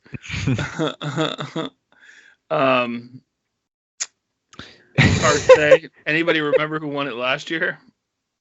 The truck race at Kansas? I think was it Creed? Did Creed? I think it was Austin Hill won one of the races, and I think Moffitt won the other one. I think it was. I wish I was prepared to give a reasonable expectation of who might actually win this race. Just pick Kyle Busch and you'll be good. No Kyle Busch allowed. I mean, Ryan Reed's driving in a race Ciccarelli automobile again, so that'd be sick. I'll tell you who I want it to be. Yeah, that is what it is. Rafael Lessard for the win. Really? Yeah, man, he's been on fire lately. Yeah, I was about to say he's run good at a few races recently. He's had some. He only has one top 10 this year, but he does have 2 stage wins. He's like run good most every race. He just has had shit luck in the last stage. I think we can sort of all agree, like, Carson Hocevar, like, has kind of been hover car. Been like my driver of the year at this point. Like, he's 11th in points. It feels like he's always hovering around that top 10. Nice pun. Nice pun. Yeah. I mean, Haley Deegan is 18th in points, by the way. So no top. Ryan Truex and Tyler Ankrum and Chase Purdy. Yeah. Yikes. Yeah. So, I'm trying to think. What do you guys think of like Kansas in general, like as a track? Like, where do you guys think it ranks, like among some of the 1.5-mile tracks that we go to? It's a mid-pack track, honestly. Like, it's not too bad for 1.5 miles, but it's still 1.5 miles. It still can get pretty strung out and boring. But I think they usually have good. I feel like they usually have good finishes. They have good wrecks. They have good wrecks. Real good wrecks. It doesn't make sense how they have the wrecks they do. Like, some of the wrecks there recently have been absolutely insane. I don't know. Always after Talladega. Wasn't it Slow Pasta? Slow Pasta went over last year at Kansas. Yeah, and then that was Ryan Preece. Decided, because what's his face? Alfredo did too in Xfinity. He almost died. Oh, did he? Yeah. Well, the Justin Allgaier got it. He went upside down, and then. Yeah, Ryan Preece's soul left his body, but snapped back into it like a rubber band. Yeah. Thankfully, we'll see you back on the modified tour next year. With, I'm still going Lessard, man. I think he's had, like you said, he's had a rough go with only one top 10, but it was a top 5 at least.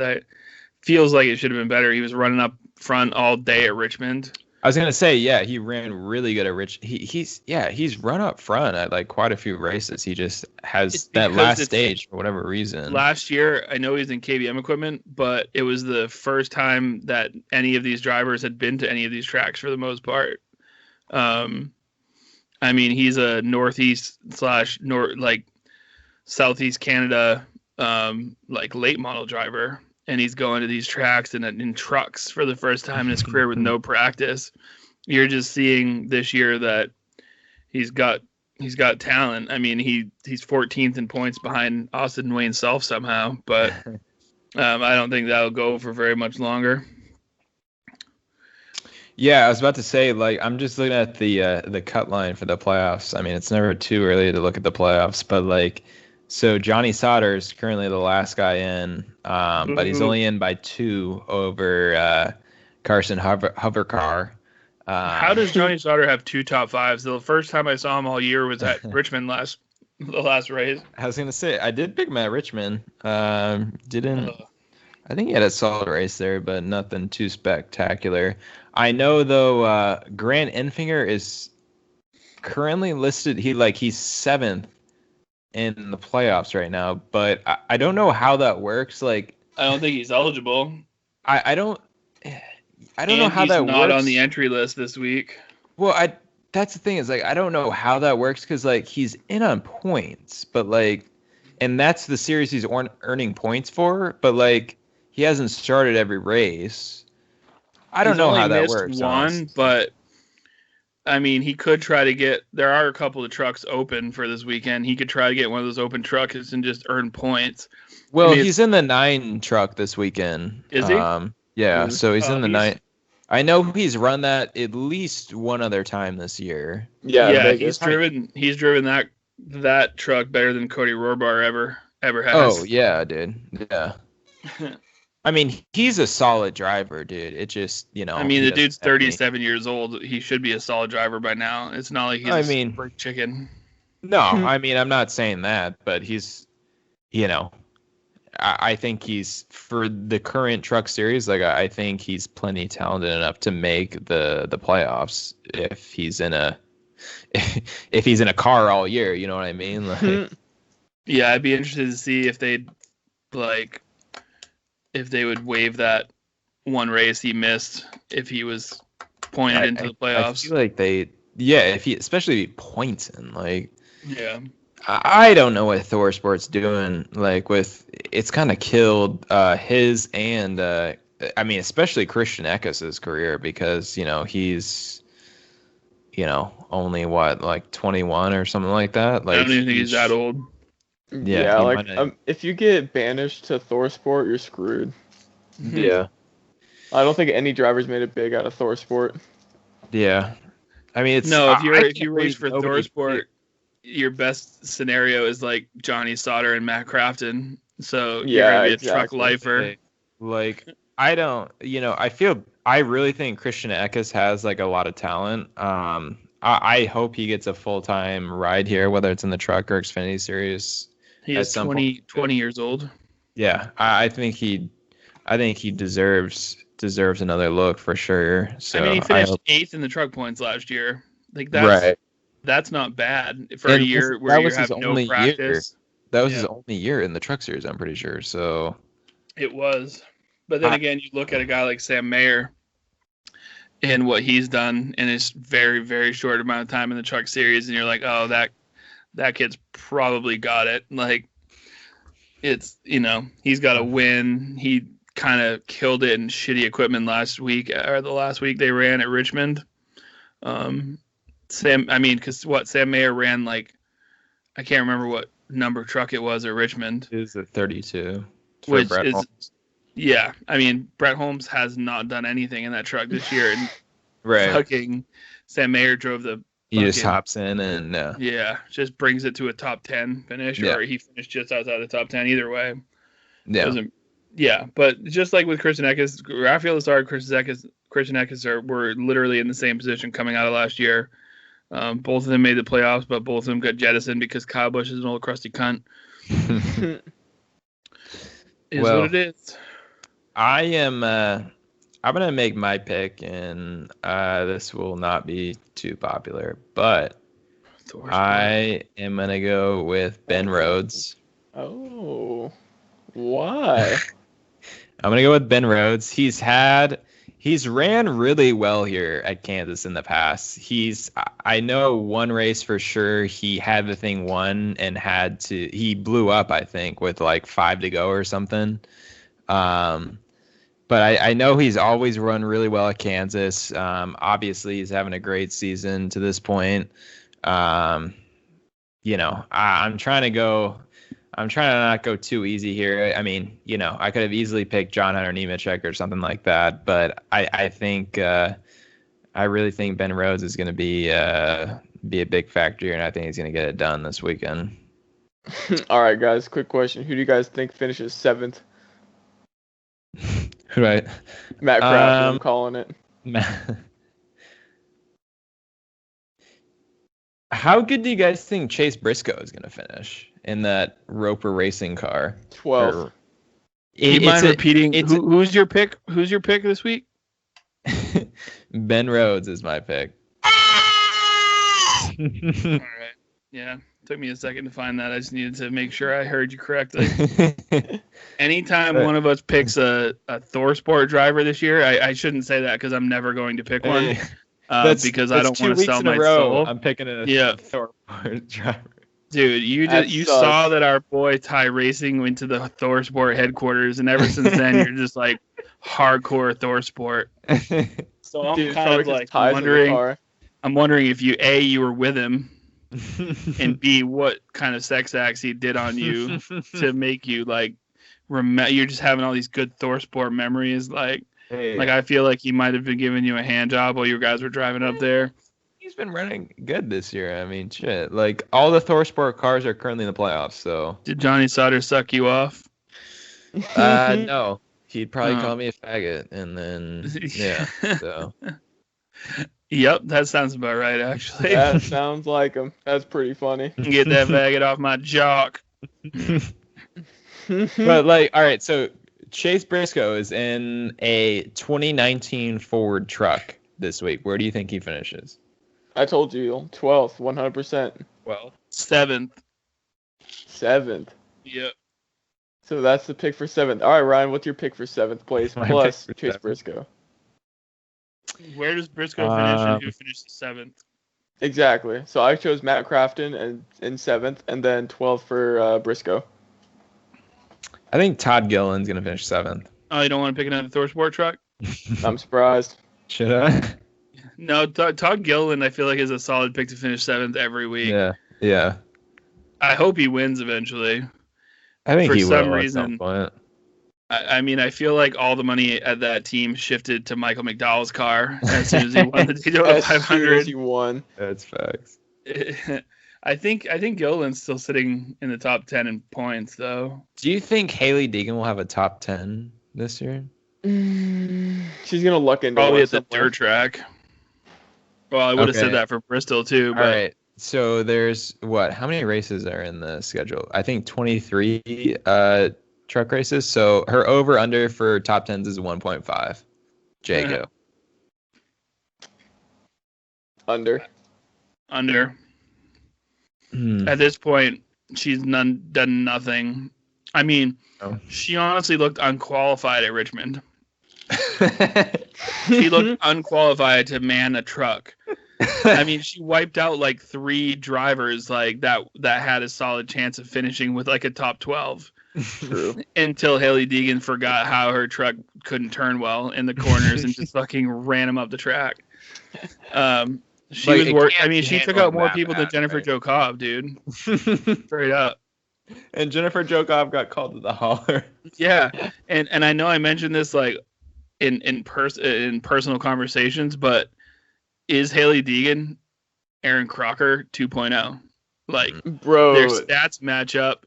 They've both been photographed in their early career with Ray Evernham.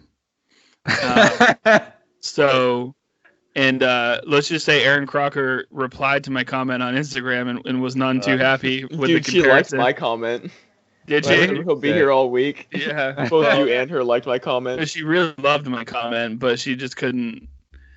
Oh, she said something like, I said, is this Aaron Crocker 2.0? Yeah, and she said, oh, you're so funny. And then I said, he'll be here all week. My boy's got my back. Always. But it's real important for me to bring Aaron Crocker into every conversation I have about female race car drivers. I mean, because I like on like a semi-serious note, like I really hope she starts at least competing for top tens. You know what I mean? And not like just because it would make things interesting. Like I agree. And I wouldn't. I mean, I'd like to see her do that because either way, she's going to get put up into the Xfinity Series. Right. So it'd be better to see her get some good finishes. I mean, who knows? It's the same thing with Danica, right? Like, I mean, Danica, she finally, I think she spent like 2 full years in the Xfinity Series before she got moved to the Cup Series. But like, she really needed 1 more year, I think, because that last year she was in the Xfinity Series full time. She was like semi-competing for like top tens and that sort of thing. And I feel like I don't know. I could might have won that Montreal race if it wasn't for that shoe. That's true. That's right. That is true. That's right. I don't know. I just see a scenario where, I think it's very likely she gets moved up, and I think it's very likely she's in the 98 car next year. Danica? No, Haley Deegan. I'd say bring Danica back. Honestly, if I ever see Danica like in person, like walking down the sidewalk, I'm throwing a shoe at her. Hey, Montreal, bitch! What do you think her fucking reaction would be if you just threw a shoe? Imagine if you threw a shoe and she tripped on it too. Like, yeah, then you would have to just yell Montreal. That would be like the only thing you could say. I might, Montreal, like, motherfucker. after we get done with this podcast, I might go back. Like, what year was that? I think it was like 2013 because I actually watched that whole race like semi-recently. I was gonna say, I need to go back to that because like I know she was leading, like, dude, right? That fucked up her car, dude, because it like broke her track bar because they were trying to. It was like Ricky Craven was on one of the people on the broadcast, Rep Maine, but he was kind of stupid. He's like, look, you got to look for like the rear tire sliding out in the turn, and it slid out like a modified tire, but he didn't see it, and he's like, oh no, I think it's all right. And it's like, dude, the tire just half outside of the car. Like, every time she turned, the rear tire would slip 6 inches out of the body of the car. But Ricky Craven must have blinked every time that happened. Just pull up. It's like NASCAR. It's one of those good races too that NASCAR actually posted, so you don't have to watch some Jamokes version of it. So you get. I might need to watch that. Yeah, you should. It's an entertaining race. You got who actually won that race? Jacques Villeneuve. Like watching that motherfucker use the turtles on the corners, dude, is a thing of beauty. He fucking. Well, I mean, he was an F1 champion. Right. Well, Jacques too. 20. What? So, do we know who won that race or no? Not off the top of my head. Fuck. No, that might have been the last year that they were at Montreal. It was a while ago. I miss when they went there because that was a good track. Yeah, that was entertaining as fuck. They had some good finishes too because I remember like when Ambrose led the whole race and then he went over the curbs in the last turn and then Edwards passed him and then the one with Borisset and Max Pappas. That was a good one. If this is the one, it was Justin Allgaier, and I think it was the one. Oh, yeah, that doesn't surprise me. Yeah, fucking Allgaier. Yeah, that was definitely the one because Danica qualified fourth. Actually, you know what the best Montreal Xfinity race was? It was 07 Robbie Gordon when he got spun out by Ambrose. Yes. And then Harvick ended up winning, and then they did the dual burnouts together because Robbie Gordon was like, we won this race, like, bro, like that was honestly one of the best moments I remember. I fucking love Robbie Gordon, bro. Like he just was like, fuck you, I ain't starting at the back, I'm starting on the fucking pole. I'm just going to this last restart. He just like drives off, wins the race, thinks he won the race, and then does burnouts. So funny, dude. That's so funny. Yeah, dude. Like, well, basically that track always seemed to provide like the right amount of drama. Oh yeah, that you needed. It's a great track, honestly. Not to mention, what are you gonna be like? Oh, we can't go there. Pinty's is running there. Like, give me a fucking break, dude. Pinty's runs like is the only NASCAR series that still runs a street course, though. So that's kind of interesting. Cool. I think they run a Toronto street course or something. I mean, usually. I'd rather the Cup Series run there than the Indy road course. So. Oh yeah, for sure. And that had that race with Danica had a good Michael McDowell wreck. I think he took out Kyle Busch. They both just kind of, and they were both competing up front. There was like a lot. Sam Hornish got taken out, and he had been competing up front all day. Like a bunch of the top drivers got taken out, and I think that's why. Isn't that eventually mediocre Allgaier won? Isn't that like kind of crazy? I just feel like the Cup Series would be so interested in like getting a race in Canada. You know what I mean? Like people would definitely show up for that. I was gonna say that, and then I know like the Xfinity Series, they were in Mexico City for a little while, and they had some really good races there. Even people from where I am, I'm only 6 hours from Montreal. Yeah, so that's like this almost the same drive as like if I went to Watkins Glen. Yeah. So it would automatically make it like the second closest track to me. Yeah, that'd be exciting. That'd be really exciting. Could we take a Richmond race off the schedule and replace it with Montreal? Not a horrible idea. or a I guess we only have one Dover race. Second Darlington race. Second, yeah. Darlington's not quite as bad. I'm trying to think of other ones that have two of that absolutely Texas. Suck. I mean, yeah, everybody wishes we could do that. But the winners up there were Harvick, Fellows, Edwards, Said, Ambrose, and Allgaier. Get rid of the road course ringer track. Get rid of the doubleheader at Pocono and just replace one of the races with Montreal. Honestly. Yep. There you go. That's my. And bring all fucking 3 series up there too. Oh yeah. Bring them with you. That would be sick. You could have Pinty's as your 4th. Have Pinty's run on Friday or whatever, a Saturday morning. Yo, Pinty's v Arca. Pinty's all day long, baby. They drive in Dodges still. Where do you think my boy Alex LeBay got his start? There you go. All right. 2017 Pinty's champion. There you go. What about the Cup Series race? You know, it's not this race. It feels like in the past, the last few years was a night race. Like the spring race at Kansas was a night race. Unfortunately, it is not because NASCAR doesn't know how to schedule races anymore. But it is a Sunday afternoon race. Who do you guys like for the Cup race at Kansas?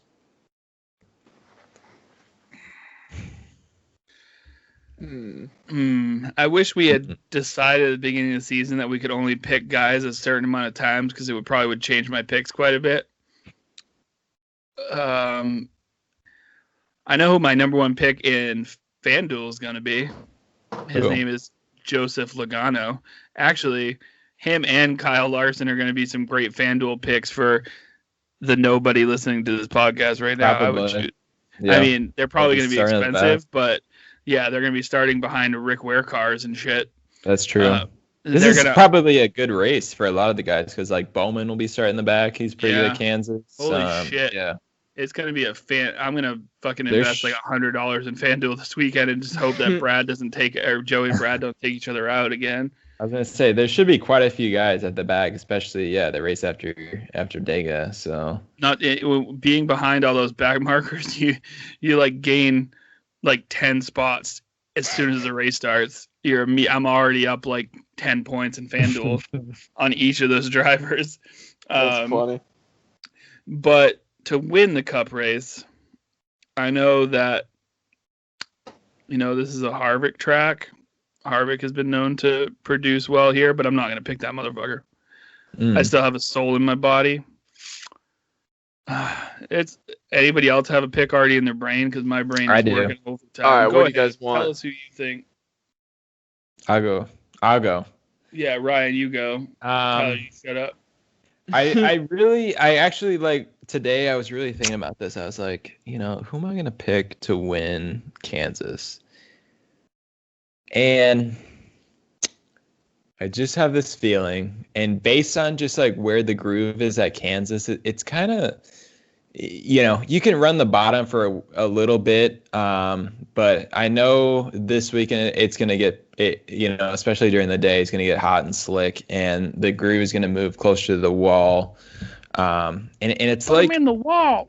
The best line on that track in the Cup Series, for whatever reason, is like it's not right against the wall. It's like that seam that's like right on like the top groove. It's like that little seam there. And that sort of reminds me of like the fastest place for the Cup cars that was at Homestead. And that's kind of where I'm going with this pick. I'm going to pick William Byron to win race at Kansas. He's going to have that car tune in. Him and Rudy Fugle already have a win at Kansas back in 2017, I believe, at Kansas there. And I think this track is going to drive fairly similar to Homestead, and I think that 24 car, I think he's going to be starting on the front row, and he is going to get his second win of the season there. So, well, you just unlocked my hot take, Ryan, because if that's the approach you're taking, I'm going to pick the fastest car at Homestead, which was Tyler Reddick, who was fucking smoking William Byron in lap times. But after like 50 laps.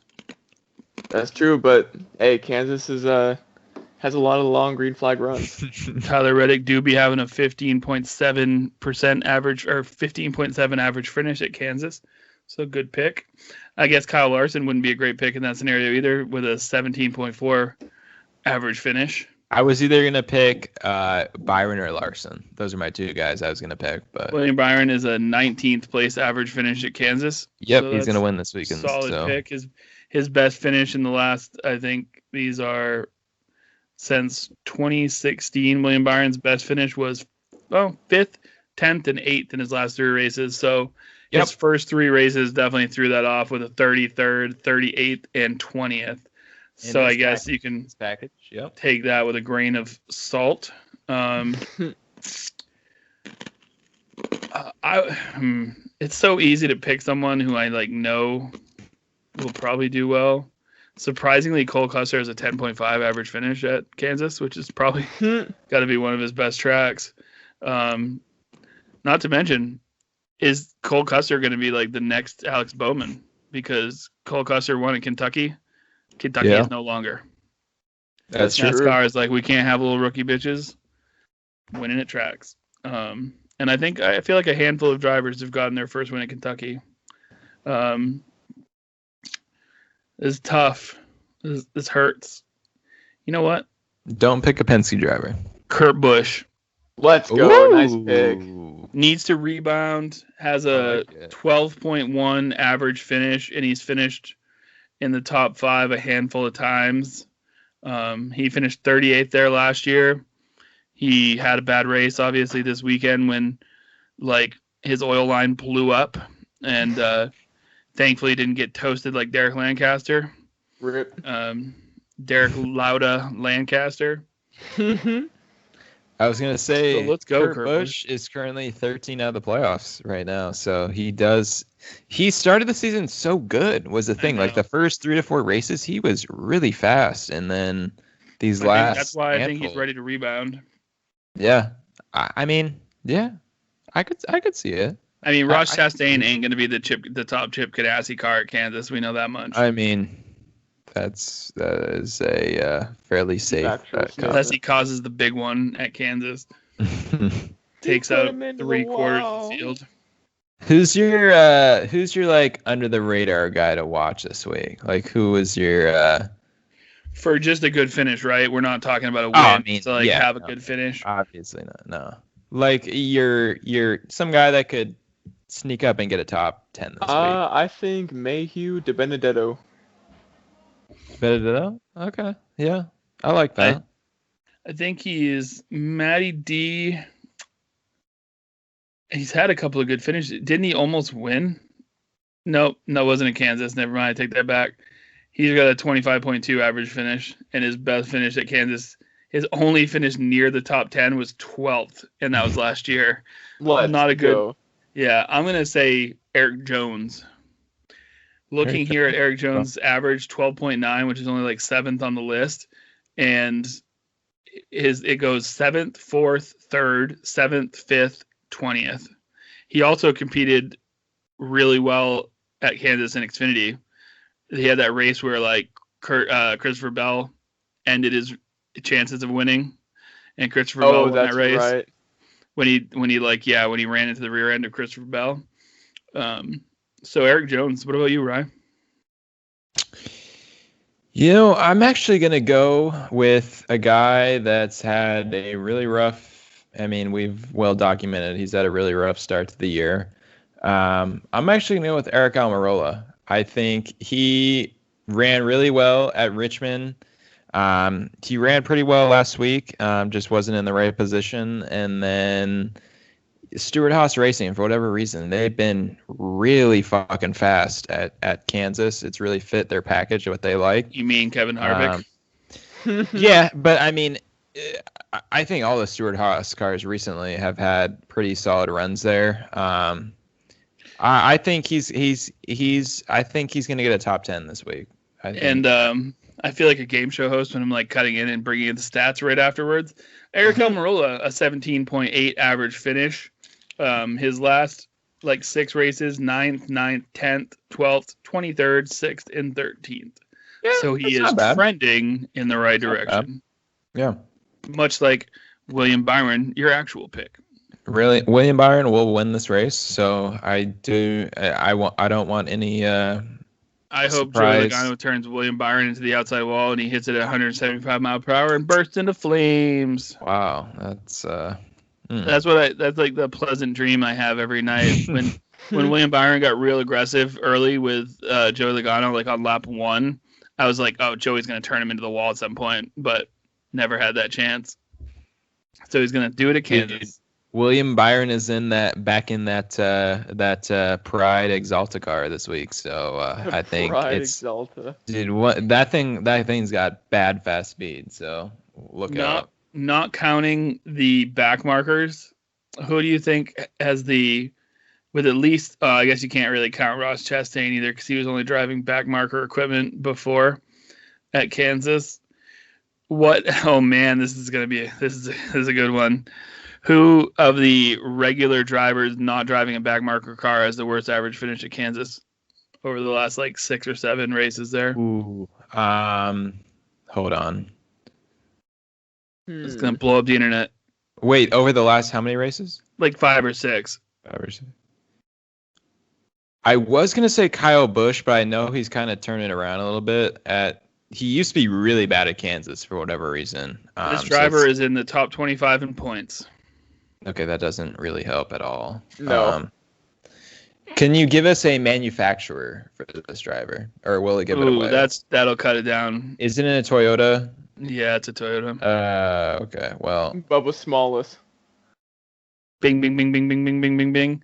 Is it With really? an average finish of 28.0, he is behind Danica Patrick. Okay, that's a little bit. All right. Corey LaJoie has a better average finish than that. Let's do this. Like what? So I think we could probably all agree. Like in my mind, Gibbs, Penske, and Hendrick are so far ahead of every other team this year. I think I think Gibbs, Hendrick, and Penske are as far ahead of every other team through 10 races as maybe any year I can remember as of late. It feels like you look at the top 10, if you just pay attention to the top 10 all race, those are the guys running in the top 10 pretty much the whole race. And it's funny which guys at those teams don't have wins yet. Denny Hamlin and Kyle Busch and Chase Elliott. Yeah. Yep. I mean, I expect all of those guys to get wins besides Kyle Busch. It's probably going to happen, maybe, but has he shown us anything? He's looked just as bad as he looked last year. I think if I was a betting man, I would say Kyle Busch gets a top 5 this weekend because he's running the truck race. And it feels like he always does a lot better when he runs the another series that weekend. He has the 3rd best average finish at 8.2. His last 3 starts there, 3rd, 11th, and 5th. And he has a win in 2016. What? All right. So we've established those top 3 teams. Of the drivers on those teams, who has the worst average finish? Well, not just that. Who do you think? Because it's William Byron. Okay, thank you for that. Just want to point that out. Of the guys on those 3 teams, who would you say finishes the worst this weekend? Who has the worst finish among those guys? I don't. Kyle Busch. Yeah, that's hard to say. He's so good there. He gets wrecked. I almost want to say Blaney. He doesn't have. I mean, he's got a 15.0 average finish, whereas Joey has a 17.8. But Joey won there last year, so hard to say. Of those guys, I'm actually gonna say Chase Elliott has the worst finish of those guys. There is something I don't know. I know he has a win back in 2008, but that was a different package. 2008? 2018. 2018. 2018. Yes. First, 4th, 2nd, 12th, and 6th have been his last 5 starts there. Yeah.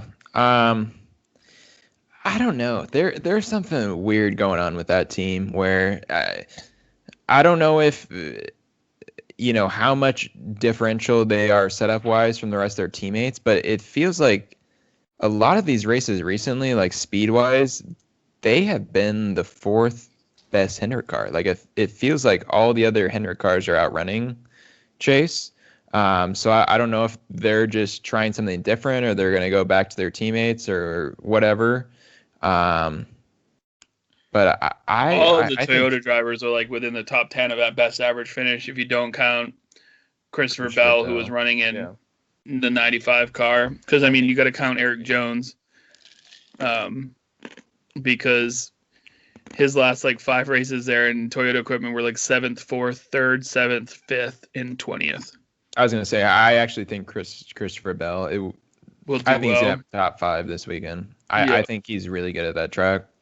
I could definitely see a really good finish for him.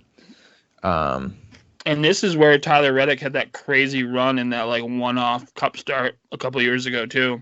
That's true. Where he finished 9th. Right. Yes. Yep. In the 31. Mm-hmm. Yep. Yeah. Mm-hmm.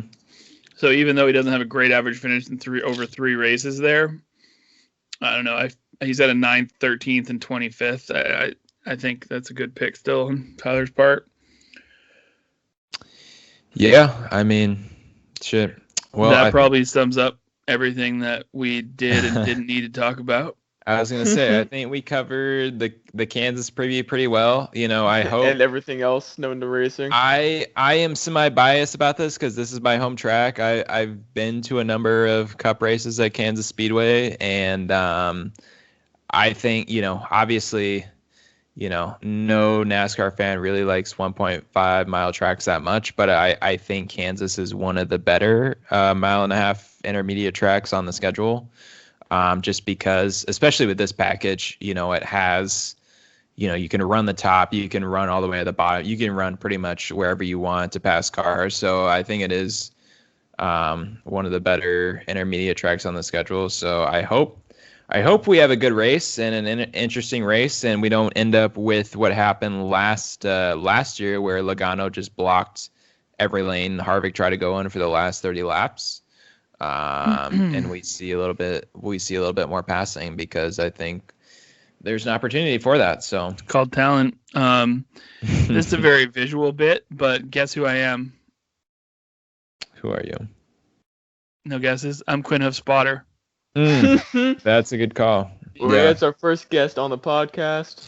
I don't even know who Quinn Hoof Spotter is, man. It's probably his mom. Dude, could you imagine? Honestly, I feel like that would complete this podcast if we had a back marker of any type on this podcast. I feel like we'd be complete, honestly. I think we could get Smithley. I think we could. We probably could. If we should really I hit try. Smithley up on Twitter? We should, honestly. Yeah. We should hit him, just be like, yo. Especially next week when I'll be in my new place and I can probably even have the light is so bright. The overhead light is so bright. in my bedroom that I'm gonna, if I flip it on when I wake up, I'm gonna think that I'm like going to meet the Lord himself. So I might actually be able to not look like I'm like electrically balding myself every 2 seconds. That would honestly, dude, like, that would be so awesome. Just to have, I mean, I just feel like we'd have such a good conversation with one of them.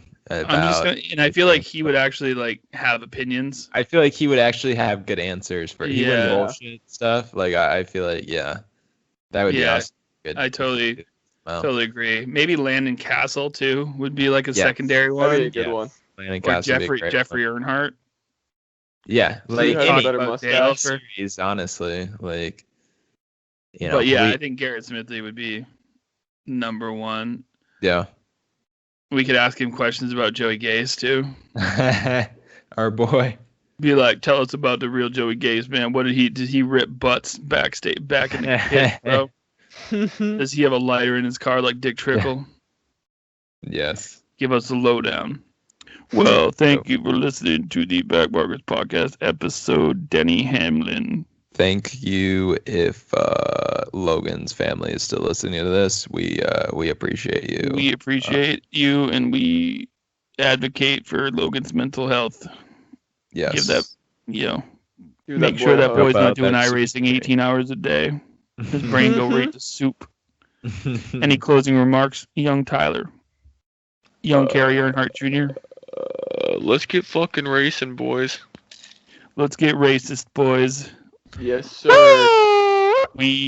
Shout out though before we go to NASCAR horny comments on Instagram. Hey, let's get it, baby.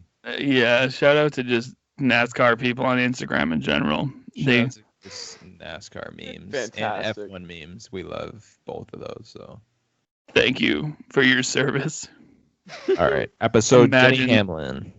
Imagine Taps is playing now. Just imagine it, 'cause it's not gonna play.